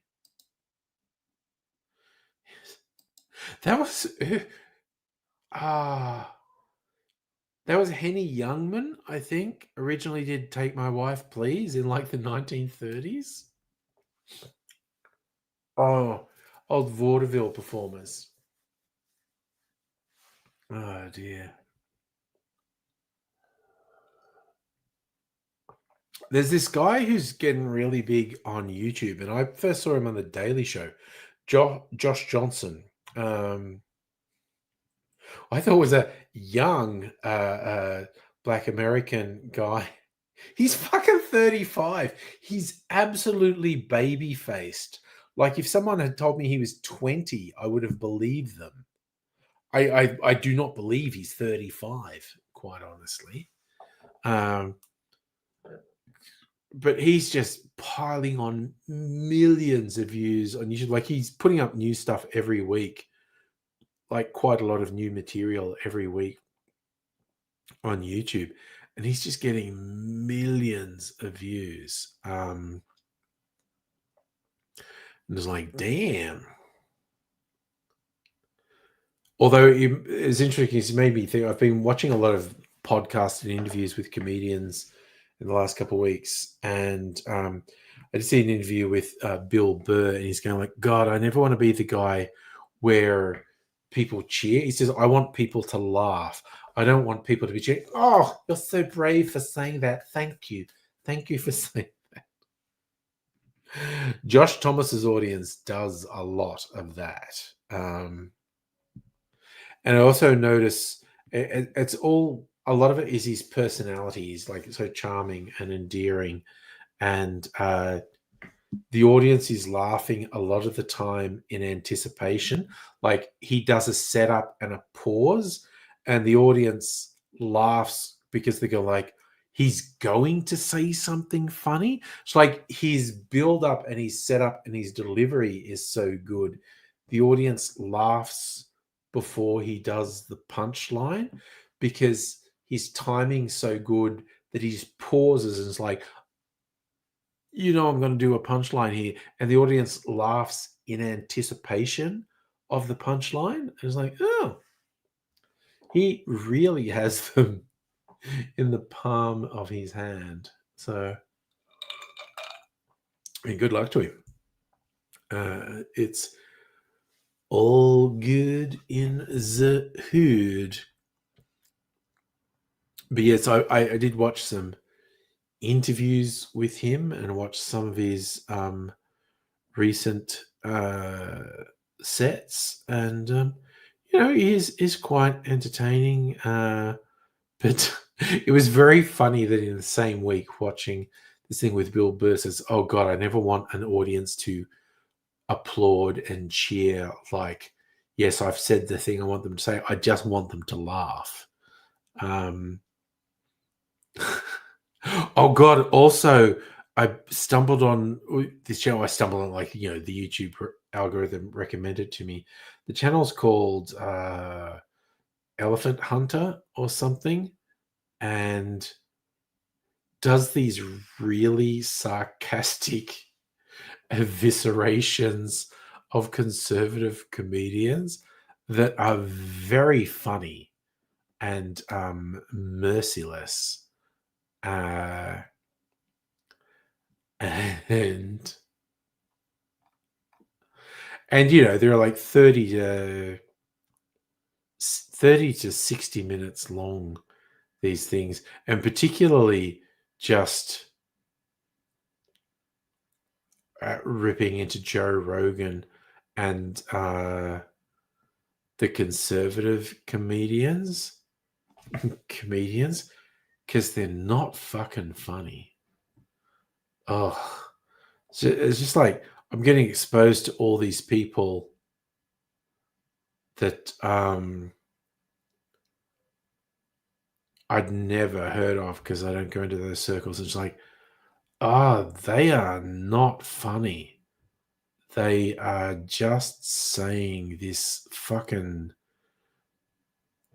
MAGA pandering shit. And the audience just claps like, yeah, you said something fucking racist and bigoted. Yeah. It's like, yeah, but it wasn't fucking funny. Dr. Abigail opened a box, turned your backs for 3 seconds. Suddenly, there's a large cat in the box. That's how boxes and cats work, Dr. Abigail.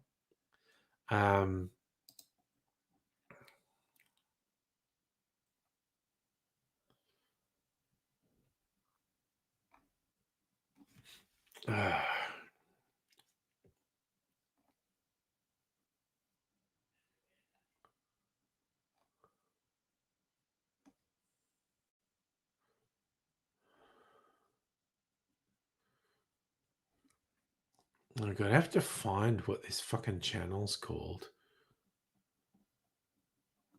I think it was Elephant Graveyard. Yeah, it is. It's called Elephant Graveyard. The Elephant Graveyard.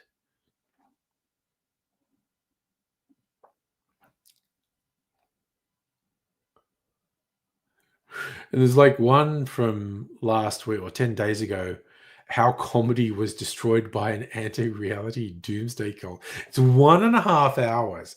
I did actually watch it in shifts. I didn't sit and watch it for 1.5 hours. It took me like 3 or 4 shifts to watch it.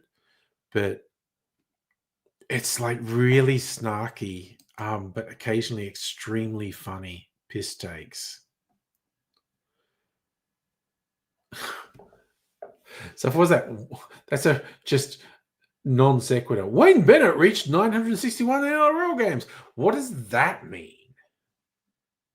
Wayne Bennett coached 961 NRL games? I don't think Wayne Bennett played 961 NRL games.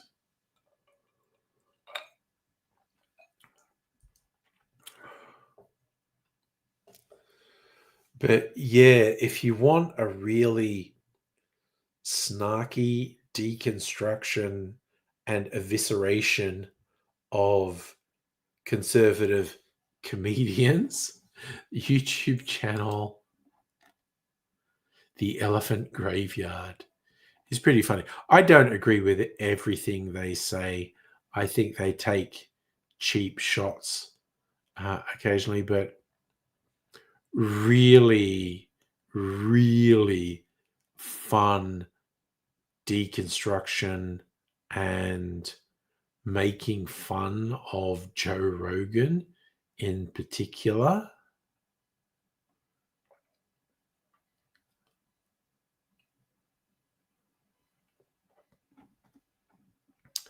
It's just like, yeah, these people aren't fucking funny.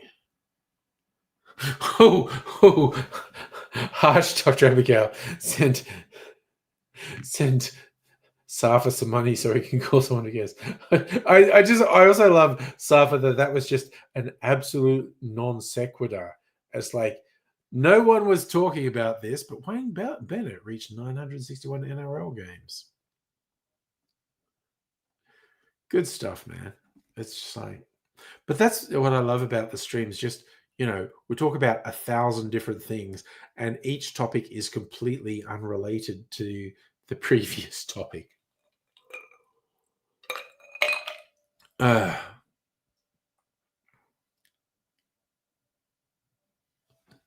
Dr. You're okay with the fact you're already going to hell? Yeah, well, embrace the future is what I say. Oh, also, okay, look at things that got recommended to me. There's I think it's an Australian animated series called Crocodile and Cube in the studio, where it's literally the two characters is an anthropomorphized crocodile and a cube, and they're trying to record some music in a home studio. And I don't know, it's really funny.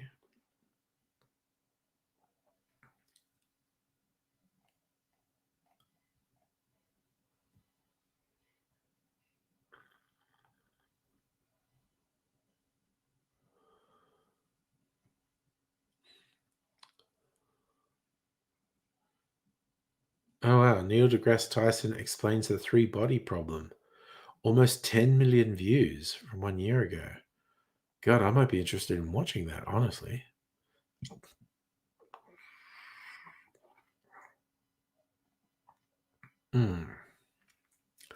I've also been watching a lot of comedy specials on YouTube, so a lot of them get recommended to me. So I see stuff from comedians I've never heard of, and I'll watch a bit of it. Sometimes I'll watch the whole thing because it's okay, and sometimes I'll watch a bit and go, "This isn't funny." Oh, okay. I love these people doing deconstructions. The creator of Samurai Jack has lost his mind. There is a Netflix thing animation called Fixed, which I know is about pets getting neutered or something. Oh, which, from what this video is saying, is a Genndy Tartakovsky animation. I didn't know that. But losing your minds as a creator is not a bad thing. I love great. You're just chiming on, Dr. Yeah, we're all going to hell. That's fine. We're cool with it.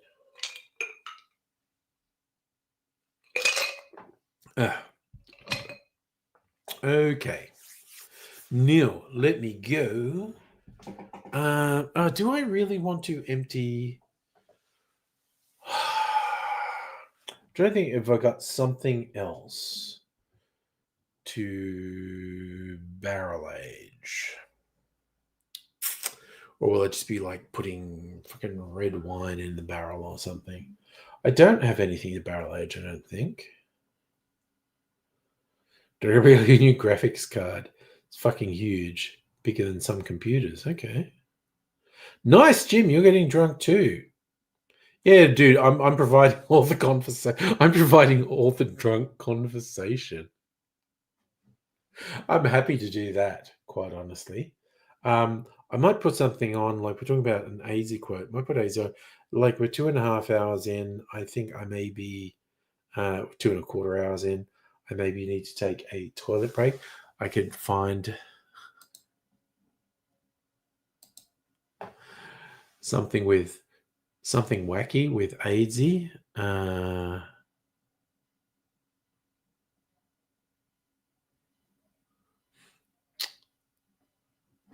Oh no, probably on my channel. Where are we?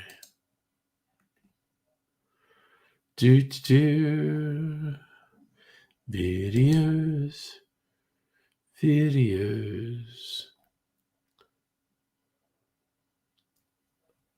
It's kind of like there's a video from 5 years ago, like so from the first year of COVID. It's one of the last pre-recorded video. Actually, what am I saying? There's one where I was taking the piss of Pete Evans 4 years ago when he just outed himself as a fucking Nazi. And then it was 2 years ago I did the thing about the Rings of Power was drawing the racists out of the woodwork. That still gets weirdos commenting. It's like who don't realize that they're just outing themselves as racists. Yeah, I was everything. Okay, so recent videos. I could do the one about that I made about basically announcing to the world that AIDS had actually died, with AIDS talking about death. I'm promoting, or even just the animation Frankie the Skin did, the AIDS zombie apocalypse intermission, or the video I did with the help of Heine and Greg, visit to the Elysian whiskey bar from about a year ago. So what do we want? Do we want AIDS talking about death, animated AIDS slowly decaying, or a visit to the Elysian whiskey bar? Because I need to take a pee break, quite honestly. So I'm waiting to see if anyone has a vote for which of those. AIDS talking about death, animated AIDS slowly decaying, or a visit to the Elysian whiskey bar. Is anyone going to speak up?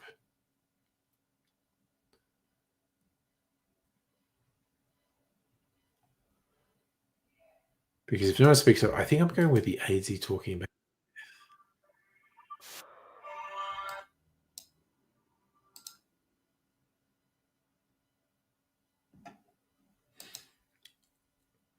Okay, Dr. Abigail, you actually put the vote in for the bar. Okay.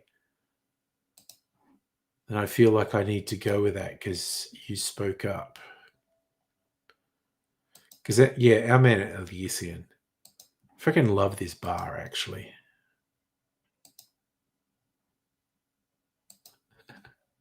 And also just because it was like I had this grand idea that I'd be doing a documentary about Basel distillers. Okay, Greg also agrees. I'm going to put the bar on. This is a nice little video. Put this on. I need to take a pee break. I'll be back soon. My name is Yao. I'm one of the founders here at the Elysian Whiskey Bar. We're one of two of us. So we're a very small team, basically a small whiskey bar, neighborhood bar in Fitzroy, focusing on independent bottlings of whiskey, kind of harder to find things, and classic cocktails and kind of general good times. Why did you decide to open a whiskey bar? Just really, really like whiskey. No romantic story, just really like whiskey. What do you think's special about whiskey? Because I feel like it's got a character and mystique that other spirits don't have. How do you feel about whiskey? In my opinion, I would say whiskey has the widest flavor palette of all the alcohols. So I think just based on the kind of rules and stipulations on what can be called whiskey, it's a really wide category. Mhm. So you got variations in different kinds of raw ingredients, like different kind of grains and whatnot, and also the amount of the different kind of barrels that you can use. Mhm. Just creates a really wide flavor combination. So you never really get bored. There's so much whiskey out there, you'll never try it all. You can try it, but You try. Well, how many whiskeys do you think you have here? so we try and keep the whiskey selection here at a ballpark of about 350 to 360. Mhm. We find that that's a pretty manageable number for quick rotation. So on average, we rotate about 6 to 10 new whiskeys a week. Mhm. So that means within a year, you probably rotate about 2/3 of the back barrel, brand new. Okay. So if you don't come here for a year, you probably They're all 2/3 of the new. back barrel will be new, and it keeps things interesting for our whiskey regulars. How about at home? Do you keep a lot of whiskeys at home? That's a secret. Oh. I will not say how much whiskey I have at home or how much alcohol I have. What's the decision process you go through when you are restocking? Like, what do you look for when you decide you bring in something new? So a lot of the new whiskeys of the week kind of sit up on here. Mhm. And as bottles kind of die, you might see a couple of spots in the back. Mhm. They get kind of filled back there. Mhm. And then that's one of the factors of, okay, what do we need to stock for next week? We need to kind of fill those holes. And then we look at the flavor profile of those whiskeys. I'm like, okay, cool. There's a lot of sherry cask whiskey on at the moment. Maybe we'll try and look for different other casks. Just have a balanced flavor palette offering that's available to our customers. What do you reckon is one of the biggest misconceptions about whiskey? Biggest misconceptions about whiskey. Or what's something that like you help people understand about whiskey that they might not know? Oh, that it's not scary. It's not a thing that's luxury product. It's not something that only grumpy old men drink. Everyone drinks whiskey. Young people, old people, male, female, no matter everyone. It's for everyone.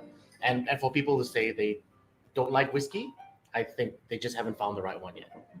I think there's a whiskey out there for everyone.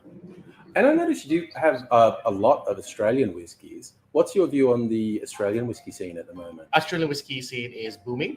We've been in a boom for about 10 years now. Mhm. So I would consider us to be in what I guess the third wave. Like how there's third wave coffee, whereas it's sort of the third wave of Australian craft whiskey at the moment. We're doing very, very well in the international market. I think just this week, Stoward took out something like 30 medals at the San Francisco competition. They just swept everyone. It's pretty amazing. Good on them, man. It's our most local distillery, so great stuff in them. But for a country with a population of what, 26 million, something like that, we have a lot of distilleries. I think ballpark, just whiskey alone is like 300 or something like that. I think overall we got like 650 distilleries in Australia right now, like including gin and all that, which is a lot of distilleries, but also kind of speaks to the kind of people we are in Australia. Maybe So you often put together whiskey flights for people. From all this selection, what's the sort of decision-making process with putting together a flight? So that's usually the easiest way is to have a conversation and then kind of figure out what they want, what they don't like. And also, like, if there's anything in particular that they wanted to taste. Sometimes people come in, they're like, oh, I really want to do a flight of whiskeys. I've heard about Japanese whiskey. I want to try some Japanese whiskey. Cool. So let's include one in that. It's like, oh, I don't like smoky whiskey. Cool. So we don't include any of that. Or we might include something that has a little bit of smoke, just to kind of see where they're at. And, maybe they just tasted an overly smoky whiskey that they didn't quite like, or maybe just didn't agree with their palate, or, or they had it in a situation that, it wasn't enjoyable for them. The environment does help change your perception of whiskey. We do have a lot of customers, who are big collectors who buy the similar kind of bottles to us. They're like, oh, somehow the whiskey tastes better here.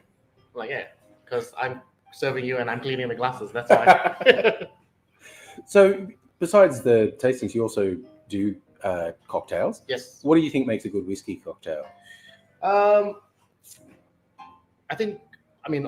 Not just whiskey cocktails. Like all cocktails should have some sense of balance. There can't be a cocktail that's too sweet or too bitter or too sour, because it becomes tiring to drink. So I think a cocktail should be. I think balance is the most important thing.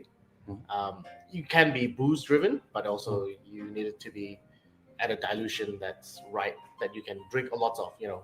For me, a good cocktail is one that you can drink easily. You shouldn't fight against the cocktail.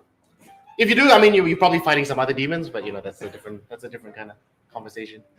Yeah. So we're talking about basically a boom in whiskey. Yeah.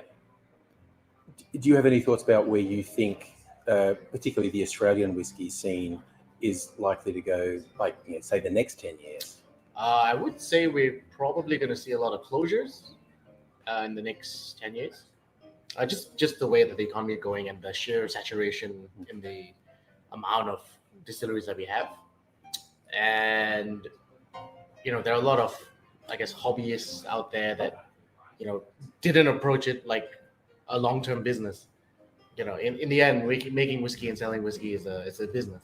We got to be realistic about that. If you're not selling any of your whiskey, you don't have funds to make more whiskey, and that's not sustainable. It has to have a balance there. I think some distilleries, like for example, if we bring up Starwood again, they approached it from a very,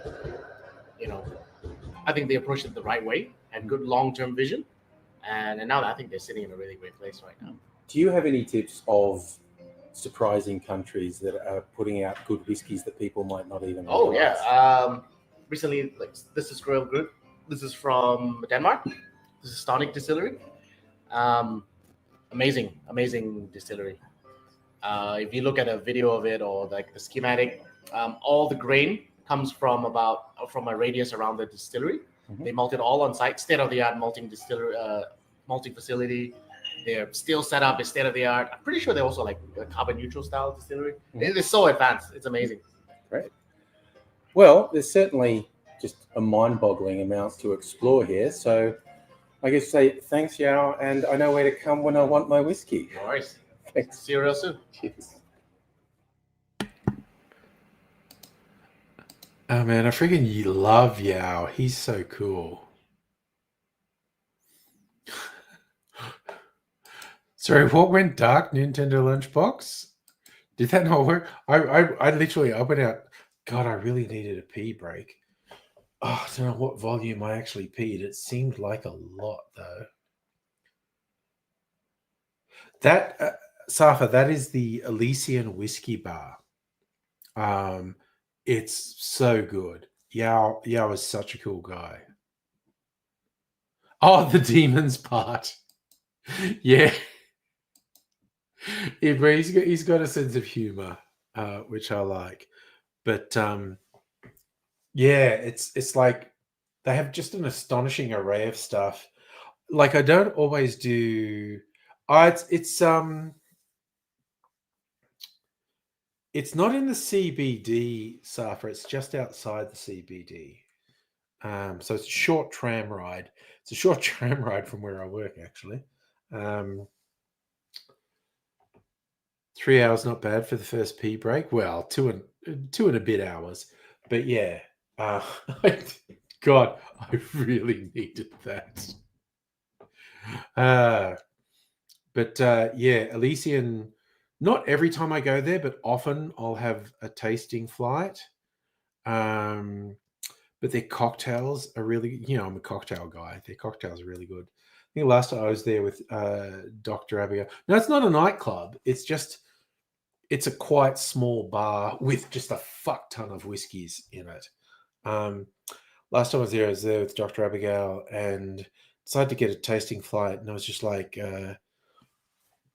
we just looked at a couple and just kind of went, it was like world tasting flight. There was one Australian one, Warbs Harbour, which comes from an island off the coast of Tasmania. And I think we had a Scotch and an American and something. But anyway, and a Japanese. I think that there was a Scotch, a Japanese, an American, and an Australian. And without planning it, they were all cask strength. So like 50+% ABV. And it was a really fun sort of comparison, whiskeys of the world. But also, yeah, their cocktails are really good too. Also, I was talking up the Heliers Road whiskey cream liqueur. I decided to get some because I have a bottle in the fridge. So I was like, oh my God, that's so fucking young. That's so good. Holy shit. Is it close to IMAX? It's actually not that far from IMAX. It's literally just sort of down the road from the IMAX. So it's really good. And Yao and his business partner, they're cool guys. They always look after you. Really like it, actually, the Elysian. I love it, Sophie. You went looking for it on maps. Yeah. Yeah, it's literally just down the road from the IMAX and the museum and Carlton Gardens, all that shite. But again, you're so spoiled for venues in Melbourne. In and around the CBD, there's a ridiculous number of places. But even like out in it's inner suburbs, I guess, where I am, Caulfield. Like I said, the places Mrs. Angry and I go for date night. I think we've got 12 places in the rotation. Yeah, I think we're up to 12 places in the rotation, and we go every second week. So we go to these places 2 or 3 times a year. And it's real good.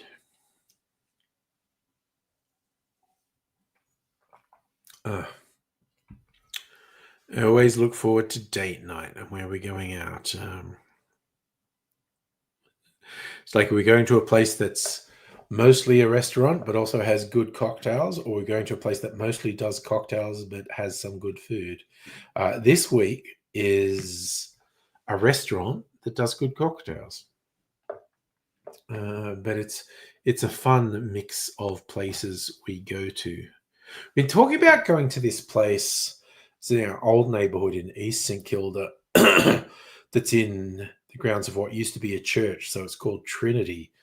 The bar is called Trinity. They do cocktails, and they tend to have food trucks on site to get food. And we've been talking about going there for a while. We've still never been there. Probably go there soon. Don't know if it'll end up being on our rotation, but we should definitely try it out, I think. Like, now we're talking about it, I feel compelled to look it up. Trinity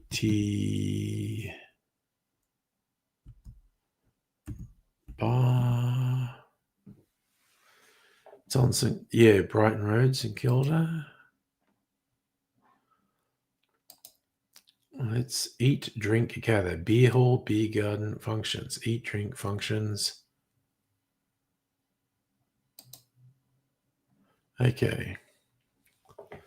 Oh wait, they're saying they got like a permanent menu now? Okay. It's burgers and other things.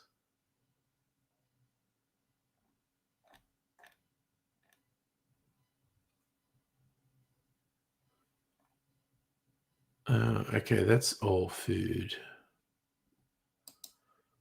What's their drinks menu? Oh, it's in a tiny fucking font that I can't read because I'm old.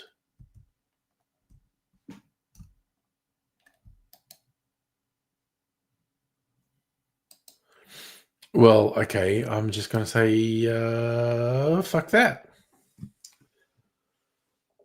Because some of the places we go to, we go past this Trinity place on the tram. And so we're quite intrigued about whether or not to go to it.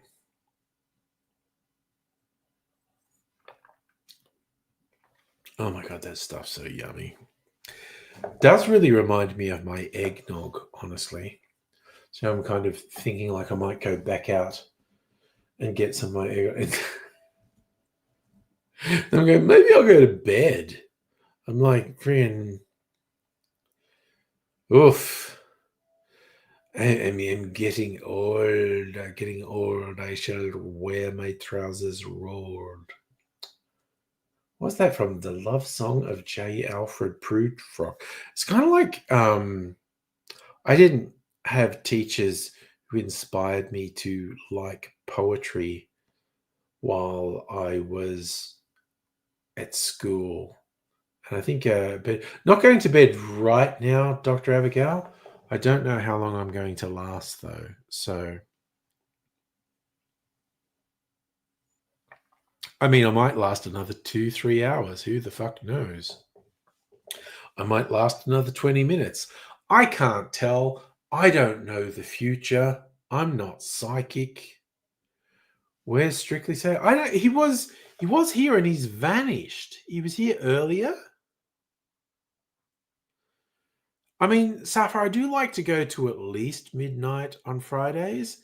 It's only 10:30. I don't know. I don't know, man. I'm not fading out just yet. But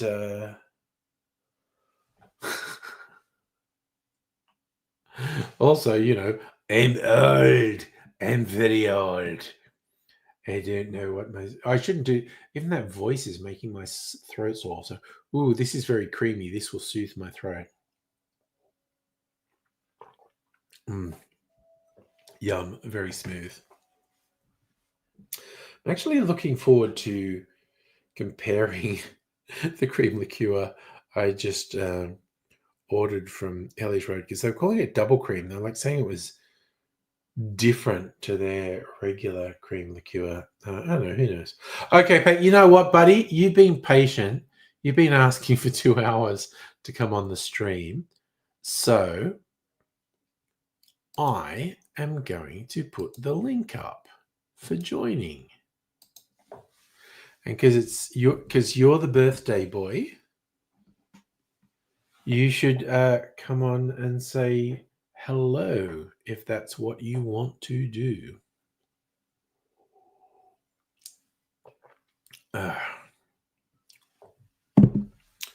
Because that's the way. I like it. Hoo-lally. I want to put in a complaint about the YouTube Music app, which has been fucked up lately.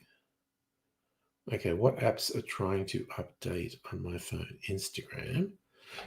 Why do I still have Snapchat on my phone? I feel like I haven't used Snapchat in 10 years. X, formerly Twitter. It's still Twitter. I'll be deep in the cold ground before I call Twitter X. Also, Elon Musk is a sad fuck. Just throwing it out there. He's a sad little boy with daddy issues. And I shouldn't have to deal with his fucking daddy issues, quite honestly. I am sick of the collapse of Western civilization being directly tied to daddy issues and insecure men whose daddy never loved them. I'm thinking Elon Musk, Donald Trump, Joe Rogan. All weird fucking guys with daddy issues. All right. Wrestling Days entered the studio. But I can't see you yet, Pat. I don't know what's happening with your bandwidth and your connectivity. Yep. I think there's some problem with connectivity, Pat. Don't know if your internet out in the shed is actually working all that well, but we will see.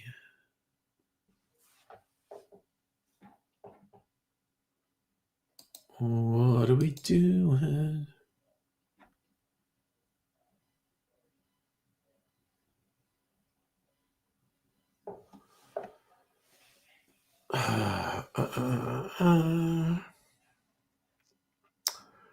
Whiskey Masterclass. Bar Humbug. The Ultimate Starward Whiskey Masterclass. In their port bar.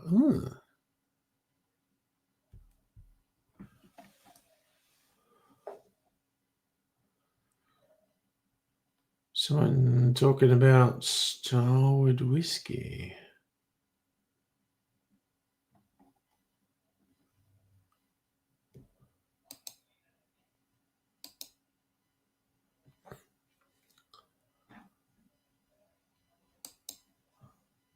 I am a little disappointed. My video title, Popcatter's Lebanese, is yet to attract any weirdo racists who want to do their racist Nazi rally this weekend. We're doing, Pat. See, it's not working, Pat. What's happening? Oh, wait, there you are. Although it's just a picture of you. It is,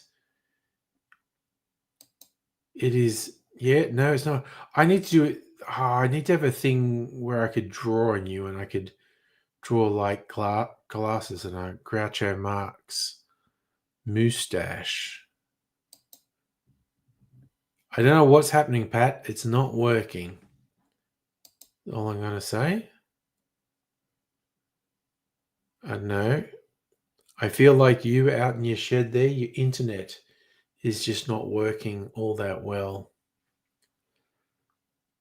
So there's not enough bandwidth to add you to the stream, or there's not enough bandwidth for you to talk or whatnot. And I want you to be able to talk because it's your birthday. But it's not working. No, see, it's still not working.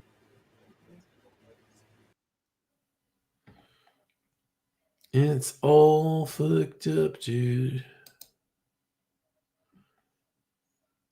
Try and connect again. I'm just doing the thing disconnecting you to see if you can connect again. Because it absolutely was not working. Don't work. Now my brain is also racing forward to my recovery time tomorrow morning. What am I going to watch in the morning? Have I got Plex on this? Where are my video functions? I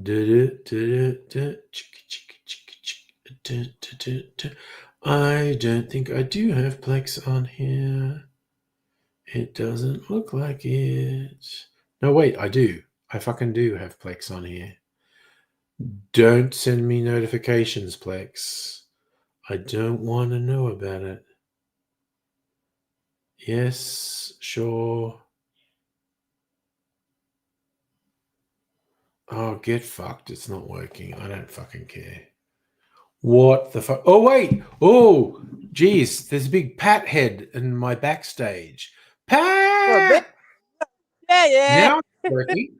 Did you have to get on your phone for it to work? Yeah, my boss, you know, bad boy. Yeah. That's okay. All right. So the computer wasn't working, but the phone's got you here. That's all good. Yeah. Yeah, So my how has birthday- how has your birthday been? Oh, it's good. Good. Good day.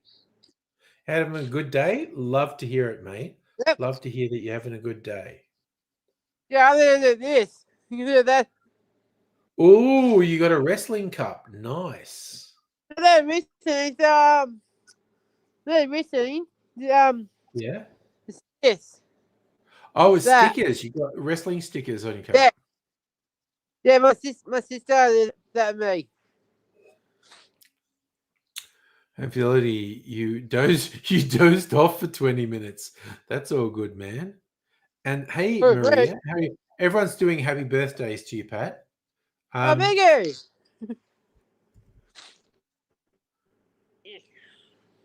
All right, if you're interested, Home for the Elderly, I'm just reposting the joining link, which I just sent out to Pat, so we could have a birthday stream with Pat, because that's the thing we Yeah. want to do. Right.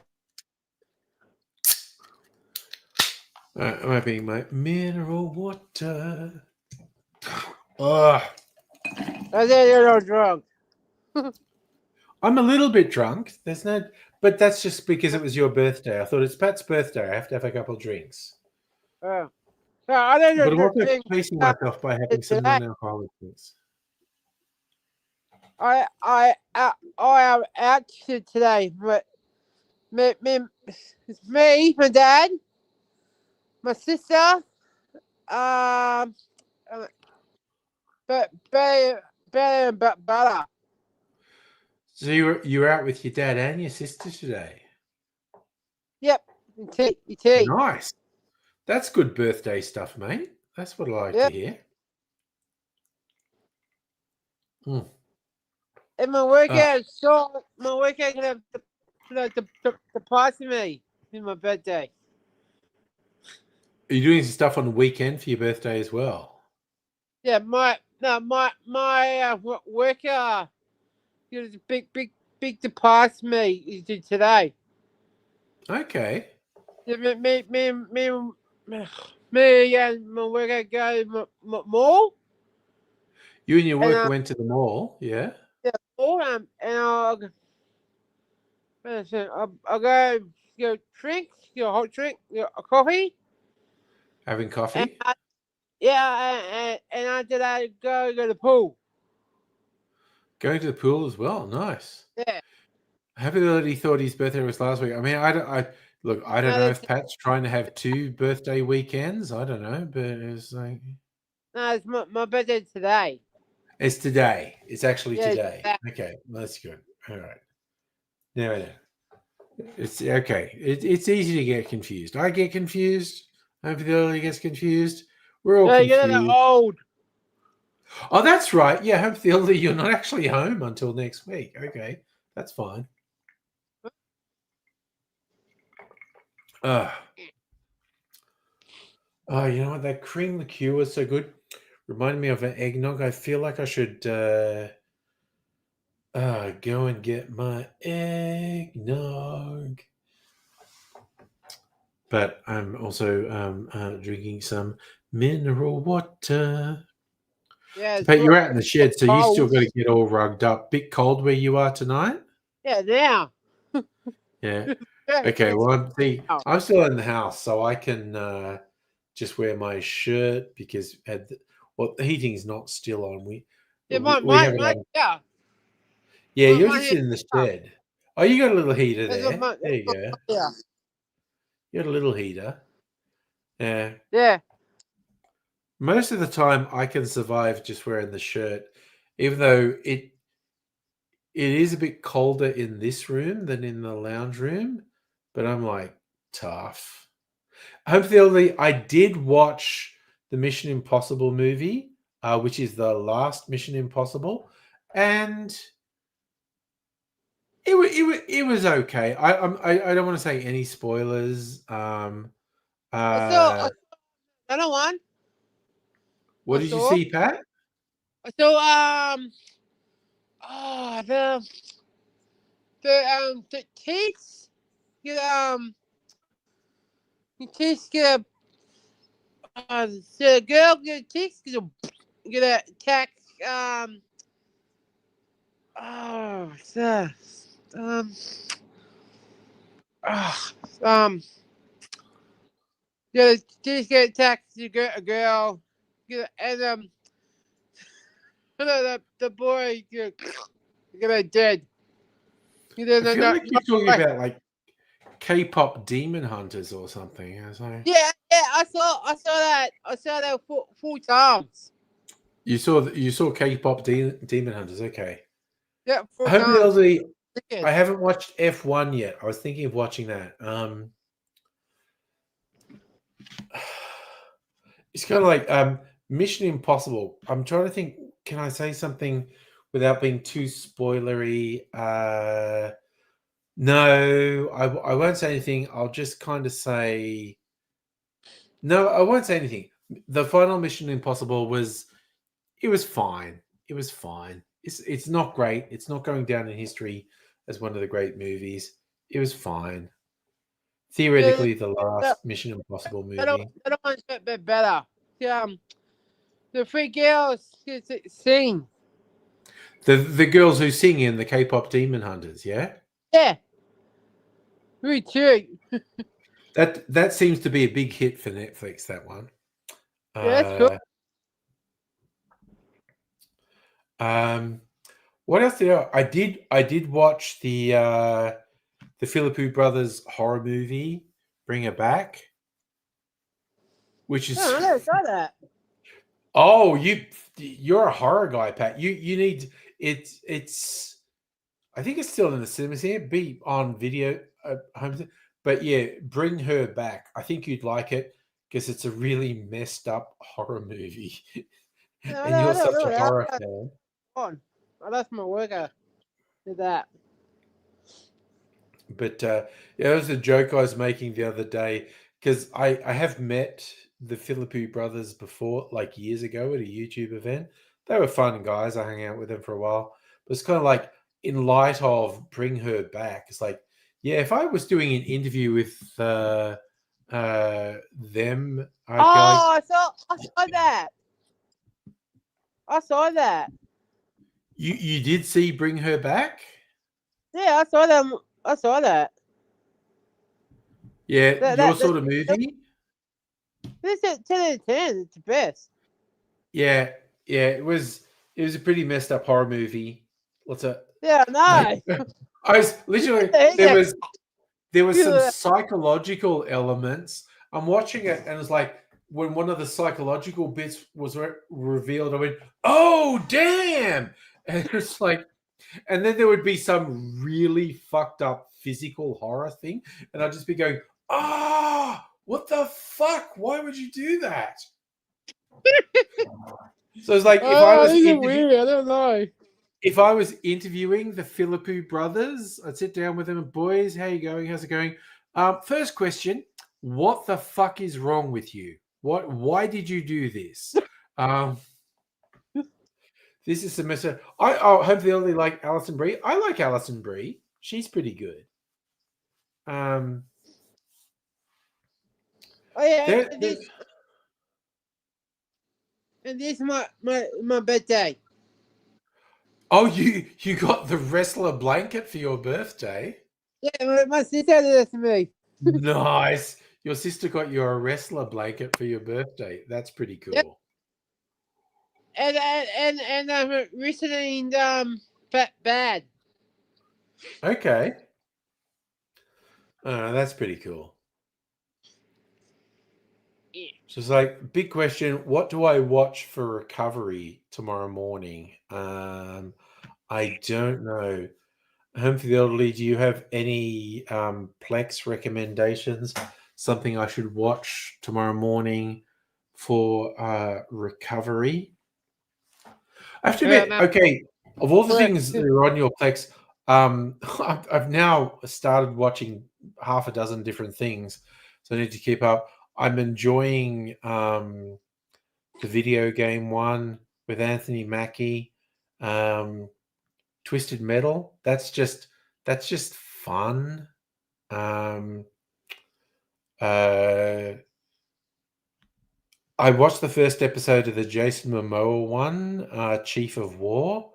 That's pretty good. That's about the history of Hawaii with the different there were 4 kingdoms in Hawaii. They ended up being unified, and Jason Momoa's character was the war chief for one of the kings, who just dipped out because he's just like, no, fuck you, dude. You kill women and children, and that's fucked, and I don't want to do it. And he gets drawn back in, and he says, okay, I've got a strategy. We can defeat the other kingdom and unify everything, and we don't have to kill the civilians. And his king says, yeah, cool, I'll go along with that. His king is the New Zealander, the guy who is actually Jango Fett in the Star Wars movies. I've had enough drinks that I'm forgetting people's names I know really well. There you go. What's his name? Temuera. But anyway, so the king says to Jason Momoa's character, who doesn't want to kill women and children, it's cool. We'll follow your plan where we don't kill the civilians. And he's like, cool. And they go and do the thing, and then the king fucks him over and kills the civilians. And that was just the first episode. I thought, oh, I'm definitely going to watch some more of that. I think I've only watched the first episode of Chief of War. It kind of looks cool, though. I love this. Safa saying, has Pat watched Weapons?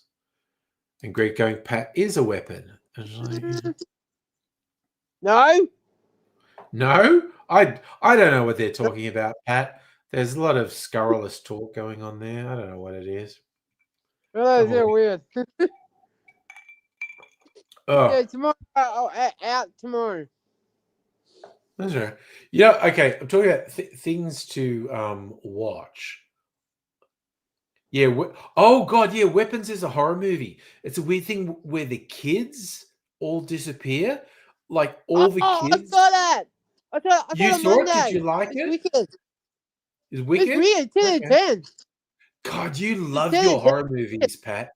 You just love it. You just love your horror movies. Yeah, the best. The kids to run. Yeah, the kids all disappear. Yeah. They're gonna die. Yeah. It's messed up. Have you heard of the movie Together? I don't think I have. No, man, I don't saw that. In terms of mainstream movies, it's like I'm waiting for it to appear on Plex, Charlie. Having watched Superman, James Gunn's Superman. Saw that. I like that was good. I like that. That was good. I saw that. Good. I want to see the Fantastic Four as well. Saw that. I haven't seen it yet. I want to see that. I saw that. I saw my worker. Yeah, you went. Yeah, you've got you, but you're the movie guy, Pat. You are the movie guy. You see all the movies. Yeah, I saw that. It's wicked. So I got to decide, Home for the Oddity, if I go into your Plex in the morning, do I watch something like F1 or do I watch one of your classics? I keep meaning to watch, the Italian and French classics that you have on there. Thank you, Safa. It was Temuera Morrison. Yes, that's who I was trying to remember. He's came to fame in New Zealand. He was famous for being in a soap opera. He was a doctor who everyone loved. And the book Once Were Warriors was a big deal in New Zealand. And when they were casting for the movie, because the character Jake the Muss was scary as fuck. And people didn't think he could do it because they knew him as this doctor they loved. He was freakishly good as Jake the Muss. He scared the bejesus out of me. Like, I was scared to go out to pubs for ages after seeing Once Were Warriors in case I ran into a guy like Jake the Muss. That was the thing. Oh, yes, Home for the Elderly. Raid the A24 library. There's so many things in the A24 library, definitely. I'll watch something. I'll watch something for recovery tomorrow morning. I don't know. Don't know what I'll watch. I know. Look at 1010. Sorry, what was that, Pat? Look at 1010. Uh, the it's on YouTube. What's on YouTube? The 1010. 1010. Yeah. Okay, maybe I'll look that up. Okay, I don't know. Wicked. The girls and boys get to play. Yeah. It's wicked. It's the best. Okay. There's What's Greggy, up, who Alex? yes. Uh Temuera Morrison is Boba Fett because, and before that he's Jango Fett. He is the person on who all the clones were based, and Boba Fett is a clone of Jango Fett. So yes, Temuera Morrison is in the book of Boba Fett,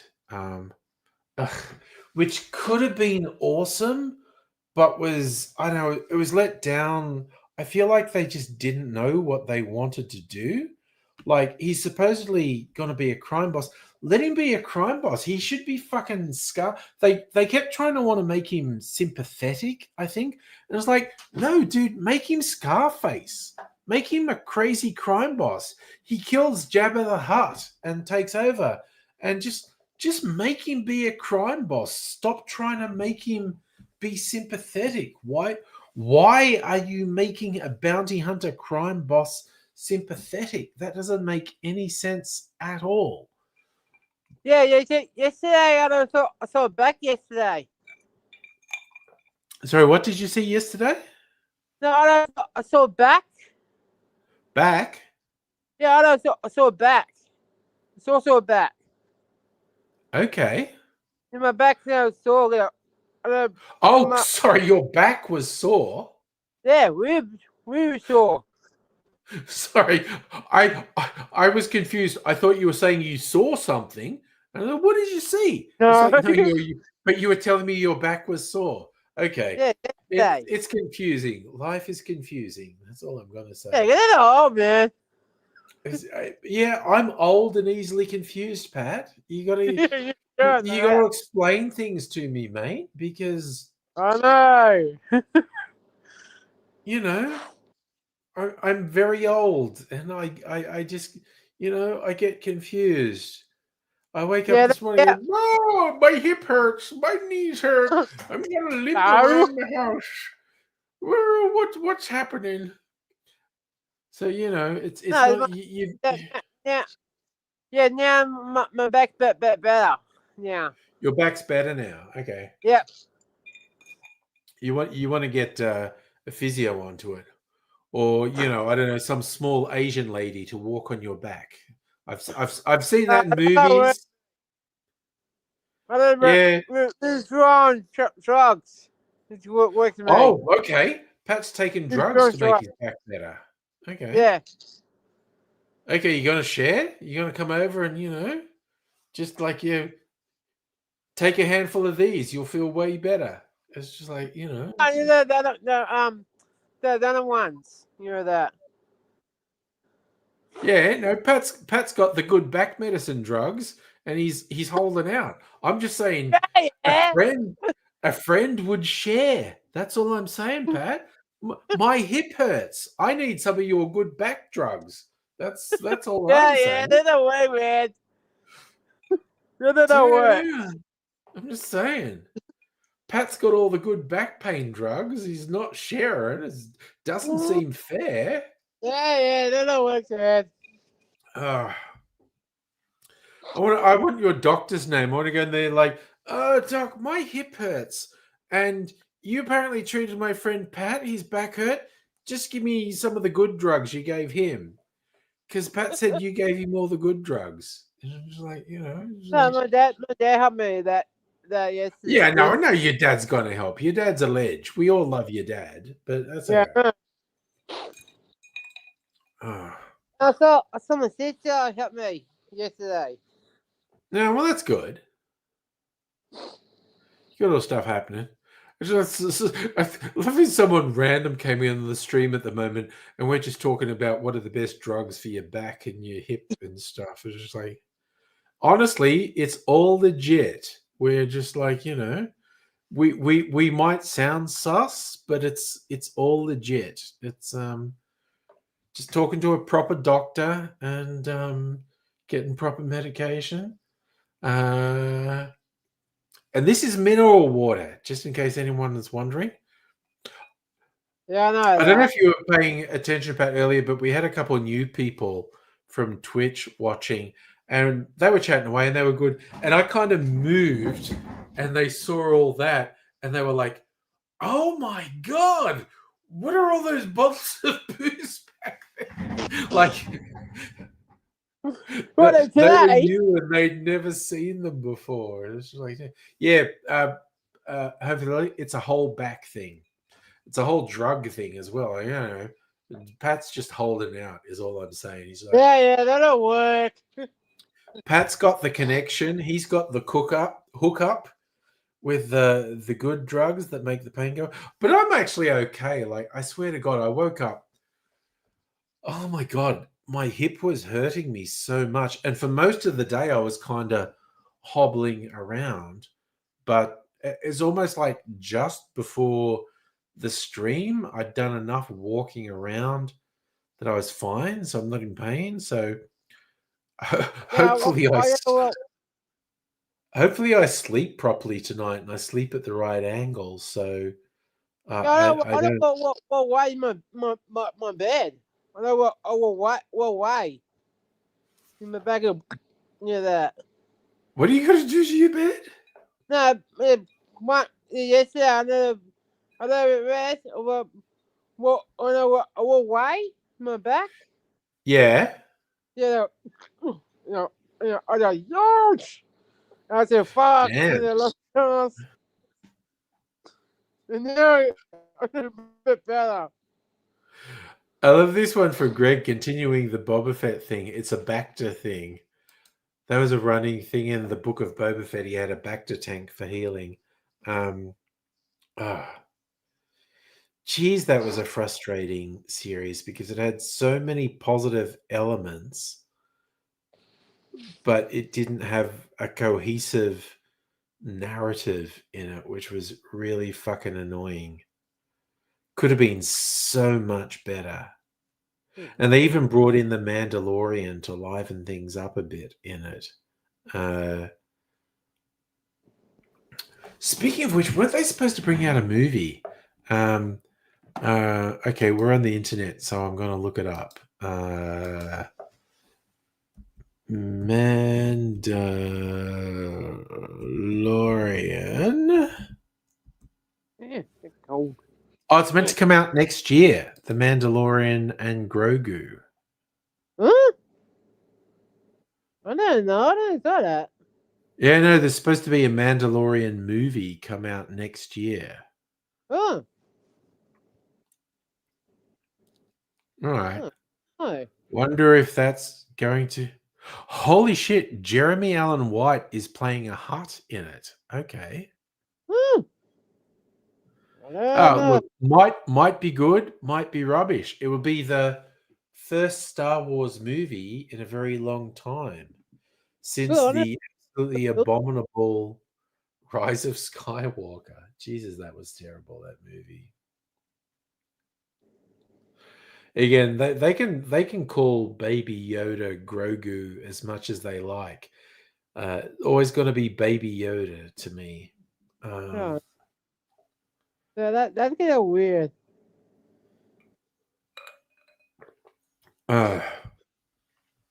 It's fine. What was funny to me about the Mandalorian series, like, because they had Luke Skywalker in it, and they had Mark Hamill doing the voice, but it was a young Luke Skywalker. And the first appearance of Luke Skywalker, he was completely digital, completely computer generated, and it didn't really work that well. And the YouTube guys in Corridor Digital, they went, oh, why did they do that? They should have just done a deep fake. And they did it themselves. they had a guy in their crew who kind of sort of looked like a young Mark Hamill, so they used him as the base thing, and then they just used some deepfake technology, and they just fucking around with their computers did a more believable young Luke Skywalker than Lucasfilm did, because they tried to do a ground up digital thing, but they took it on, because then the next time young Luke Skywalker was in it, he was a deep fake, and they basically used the same technology that Corridor Crew did, and it worked really well. Dr. Abigail is suggesting some viewing. The Exterminating Angel, a 1962 Mexican surrealist black comedy. Oh, I actually watched How to Talk to Girls at Parties recently, because I was a Neil Gaiman fan before he got outed as a horrible, terrible monster. But How to Talk to Girls at Parties was a short story he wrote, which got expanded into a movie, and it's not bad. It was probably this year that I finally got around to watching How to Talk to Girls at Parties.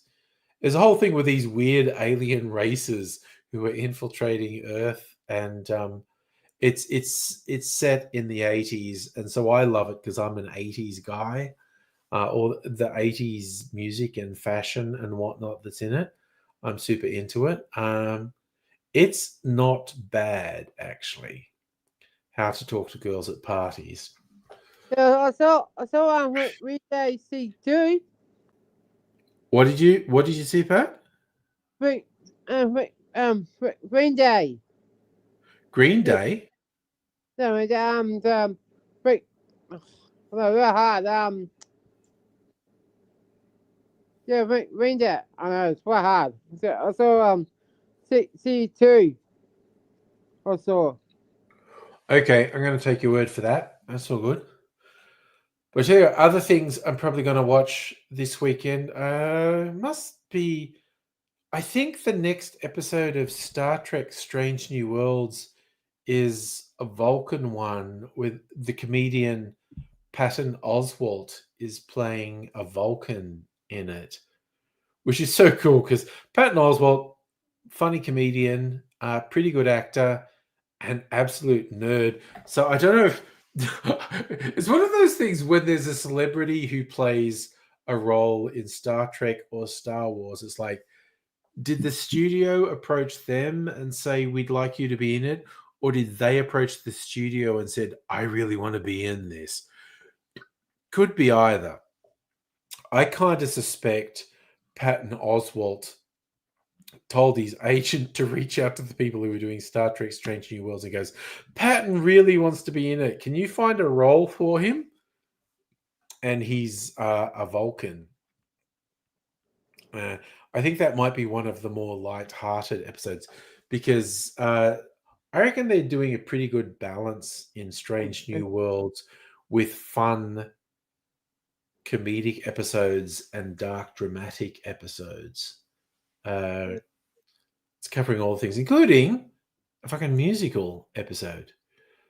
Dr. Abigail, Patton Oswalt's... Yes, that's a real thing. Patton Oswalt's filibuster speech in Parks and Rec was all improv. It's because he's a Star Wars nerd. You need to watch it. It's on YouTube. He's at a council meeting and he has to keep talking to hold the floor, and he's just talking all this real hardcore Star Wars nerdery, and it's because Patton Oswalt is a fucking nerd, which is so awesome. But yeah, so he's a Star Wars nerd, but he's also a Star Trek nerd because he got to be in this season of Strange New Worlds as a Vulcan. I'm looking forward to seeing that episode, actually. Holy shit. I want to keep going. It's merely 11:15. Okay. There's a bit more water here.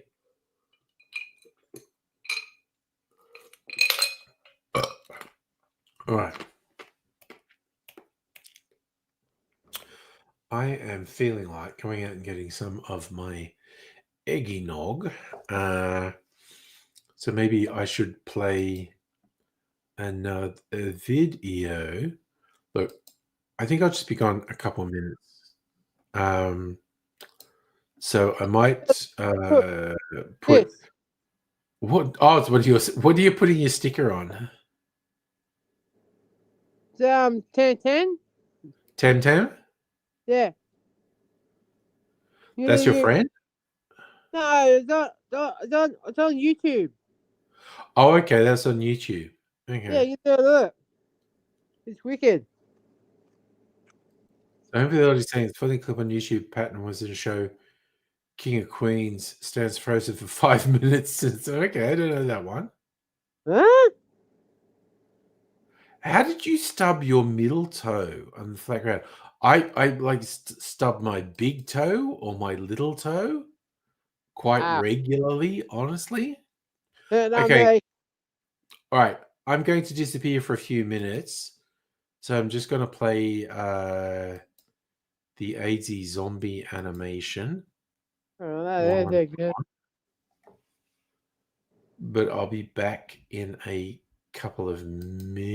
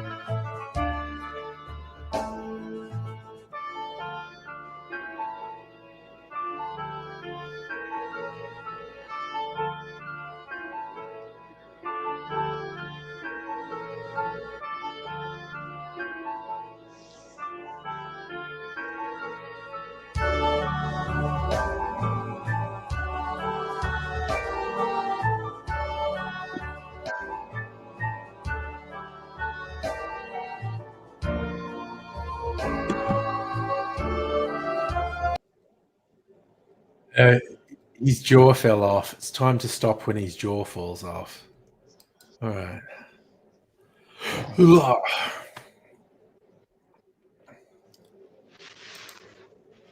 Dr. Abigail, so dexterous, you transcend dexterity to become clumsy. Oh, no, that seems weird. That seems real, I mean. Oof. I don't know. Okay, it's 11:20. I don't know how much longer I'm going to last. But I wanted to try some of my aged eggnog, which is a couple of months old now after having that other cream liqueur.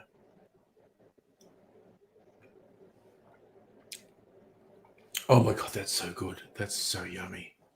That's incredible. It's so very yummy.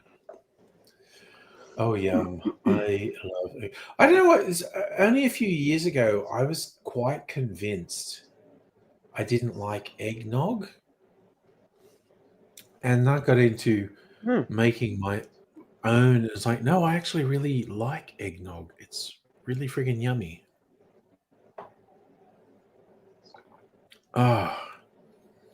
Like eggs and cream and sugar and brandy and whiskey and rum. And it's so freaking good, man. That is so gosh darn tasty. It's like yum. Oh, what are we? Okay, we're only in August now. I feel you're phasing out. Don't know how to stay up so late. It's like 11:20. Like actually, Mrs. Angry's only just gone to bed. Like she was watching some British crime show that she'd been watching multiple series of, and she realized she was down to the last couple of episodes, so she wanted to watch them. And then there was one more episode that she realized, so she'd normally go to bed at about 10, but she's only just gone to bed now. Oh my God, the eggnog's so freaking good. Oh my God. So yummy.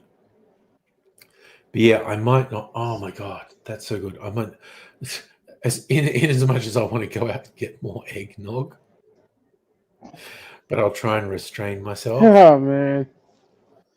So yummy. Yeah, you're drunk.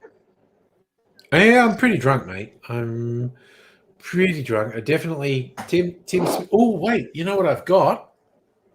A breathalyzer. And I really do this. That'll work. I don't know if it works. It really does some different stuff, but it's calibrating itself at the moment. I'm waiting for it to count down to 0, and I'll blow in it, see if what it says. Here we go.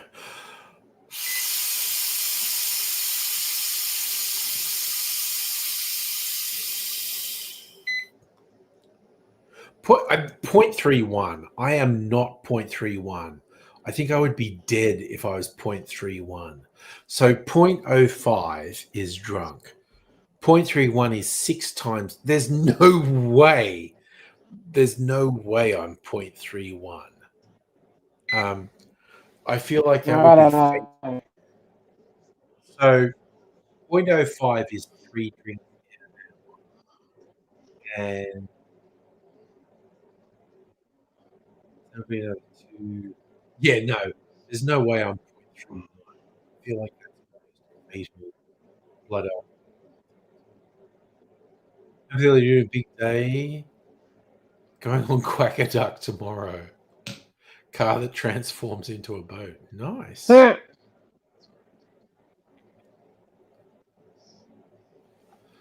right. Yeah, I out tomorrow. You're going out tomorrow?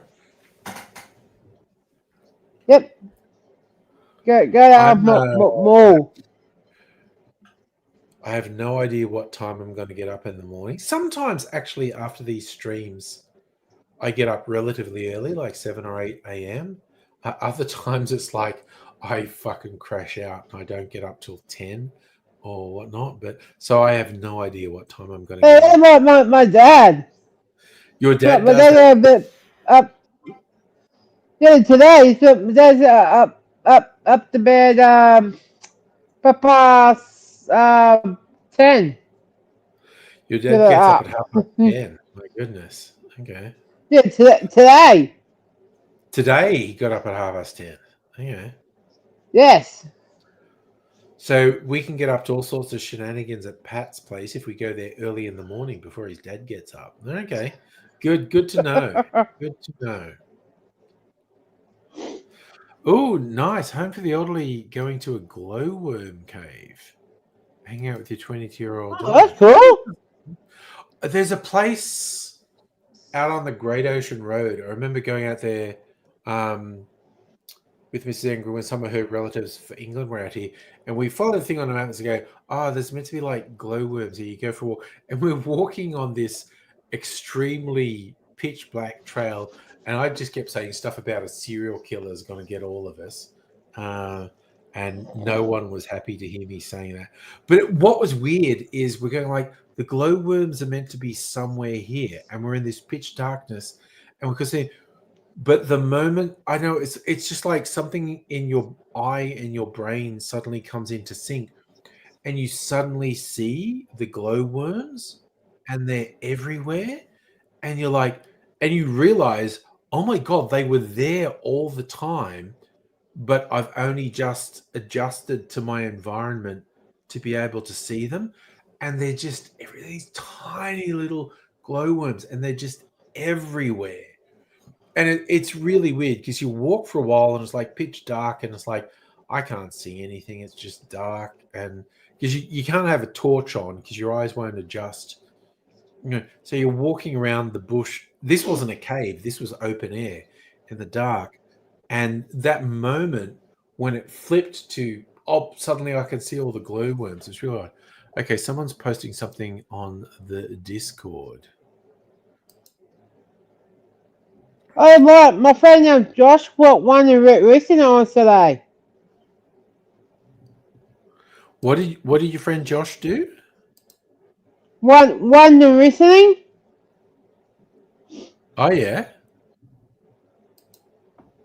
And my friend Fox lost that much. They was gonna lost the All right. So racing. one of your friends won the wrestling and one just lost. Oh, it's Yep. pretty exciting stuff, though. Yeah. FW woke up at 10 this morning to hear noise by workers next door. I know. How dare people? How dare people start doing noisy work at the crack of dawn of 10 a.m.? That's terrible. I'm completely on your side. That's unconscionable. Me too. It's terrible.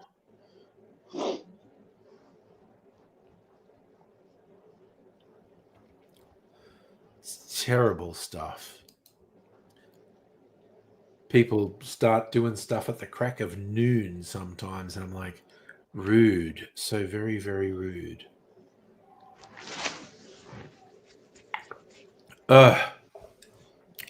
So I'm almost out. Oh, look at this. There's only a tiny bit in here of my brown sugar liqueur. This is a blend of Oh. whiskey, rum, and brandy. But I am making some more of the syrup that is the base of this liqueur. So I'm going to be making more syrup and more liqueur this weekend. Oh, that's cool. I know. I got all the stuff going. Did I get 1,000 hugs from 10,000 lightning bugs? Okay. Also, pedantry, lightning bugs, and glowworms, different things.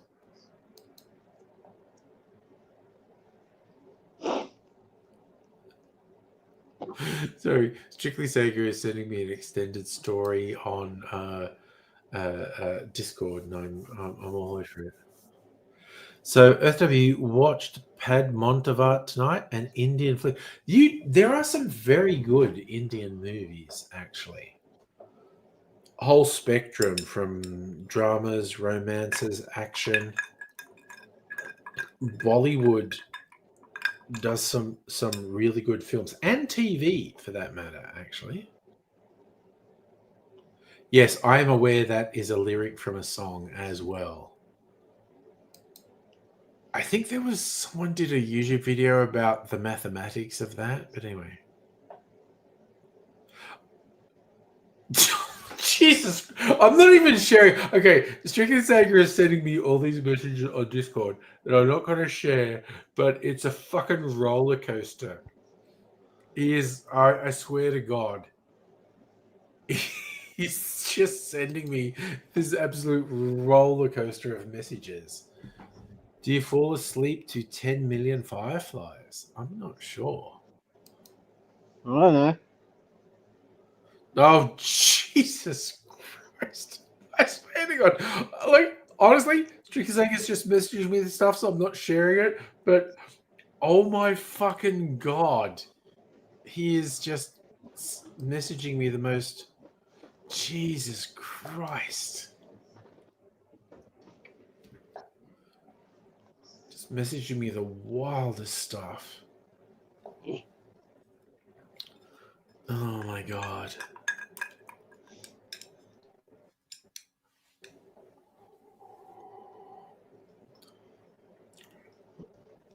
Oh.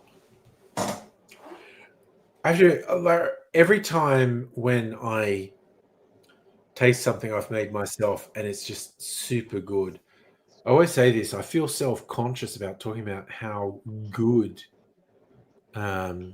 it tastes.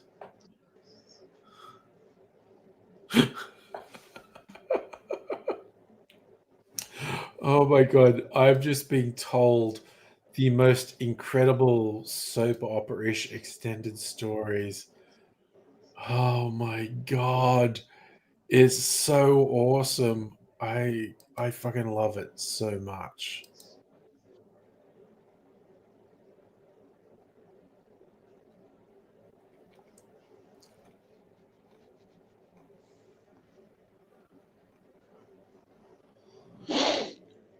Oh, good God.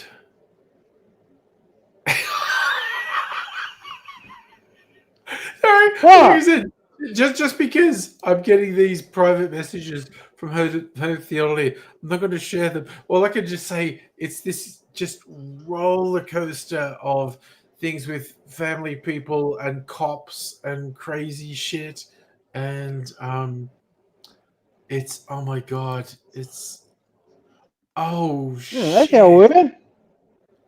it's so fucking wild. I swear to God, no. Getting done for weed because of a pedophile is not a good fucking trade-off. Just saying. Oh, Safra, I'm not going to have a heart attack, but I might piss myself laughing. Honestly, it's holy shit. And yes, Strictly Sega finishes this epic story with. Anyway, I just want to tell you that. It was such a good story. Holy fucking shit. SW, what's the difference between Disney and Pornhub? Disney wants you to hate your step.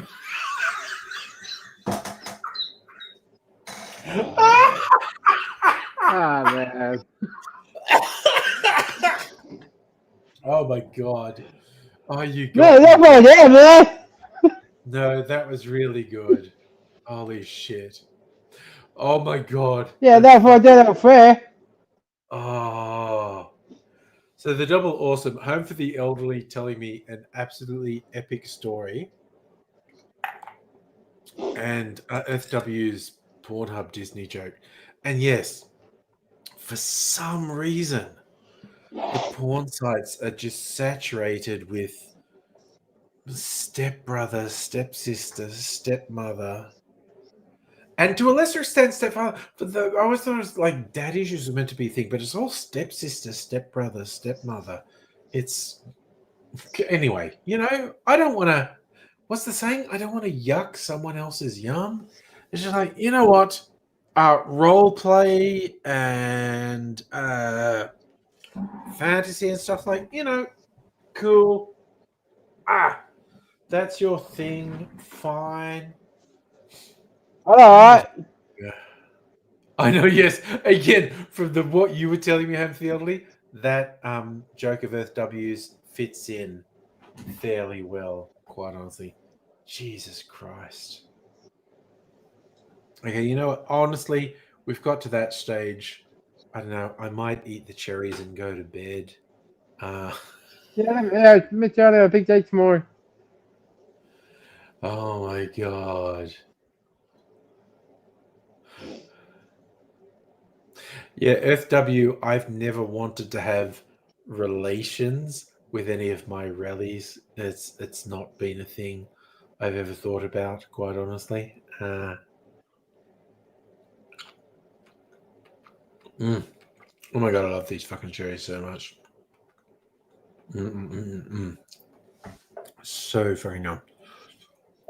It's not midnight. It's fucking close enough though. It's 11:30. Yeah, but fast.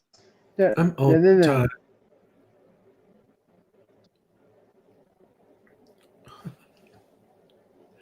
I'm just kind of done.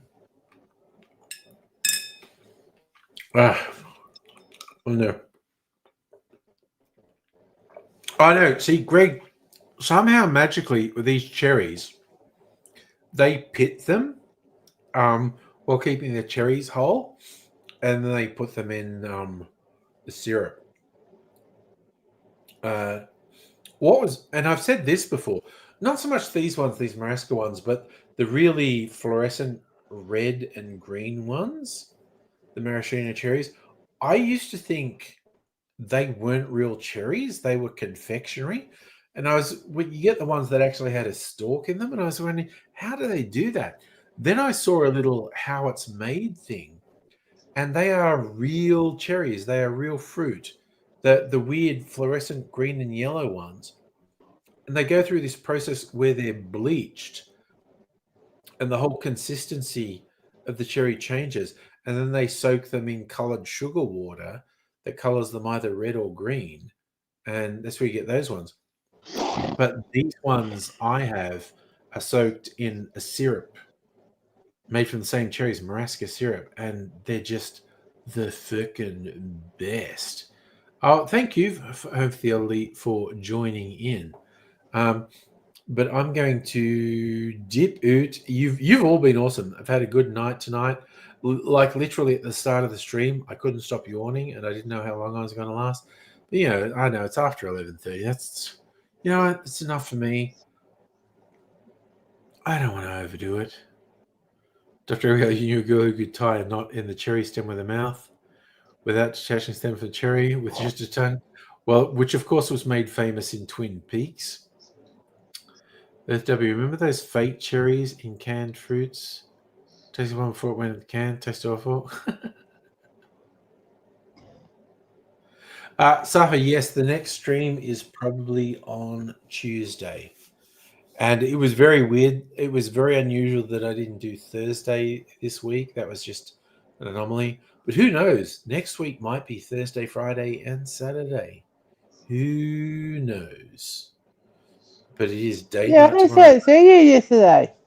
You get it drunk. No, I didn't stream. That's just because Mrs. Angry said, "Do you want to hang out and watch TV?" And I said, "Yes." Huh?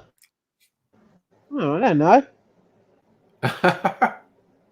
Dr. Abel literally saw a person do it in real life. Neat. So, oh yeah, hopefully you're going to Uluru. I am quite. If you get any good photos, I'm very keen to see Uluru photos as well. But I'm going to go to bed, so I'll bid all you fine folk adieu, and happy birthday once more to Pat. And I'll see you another time. But Yeah, bed. bye for now. You are totally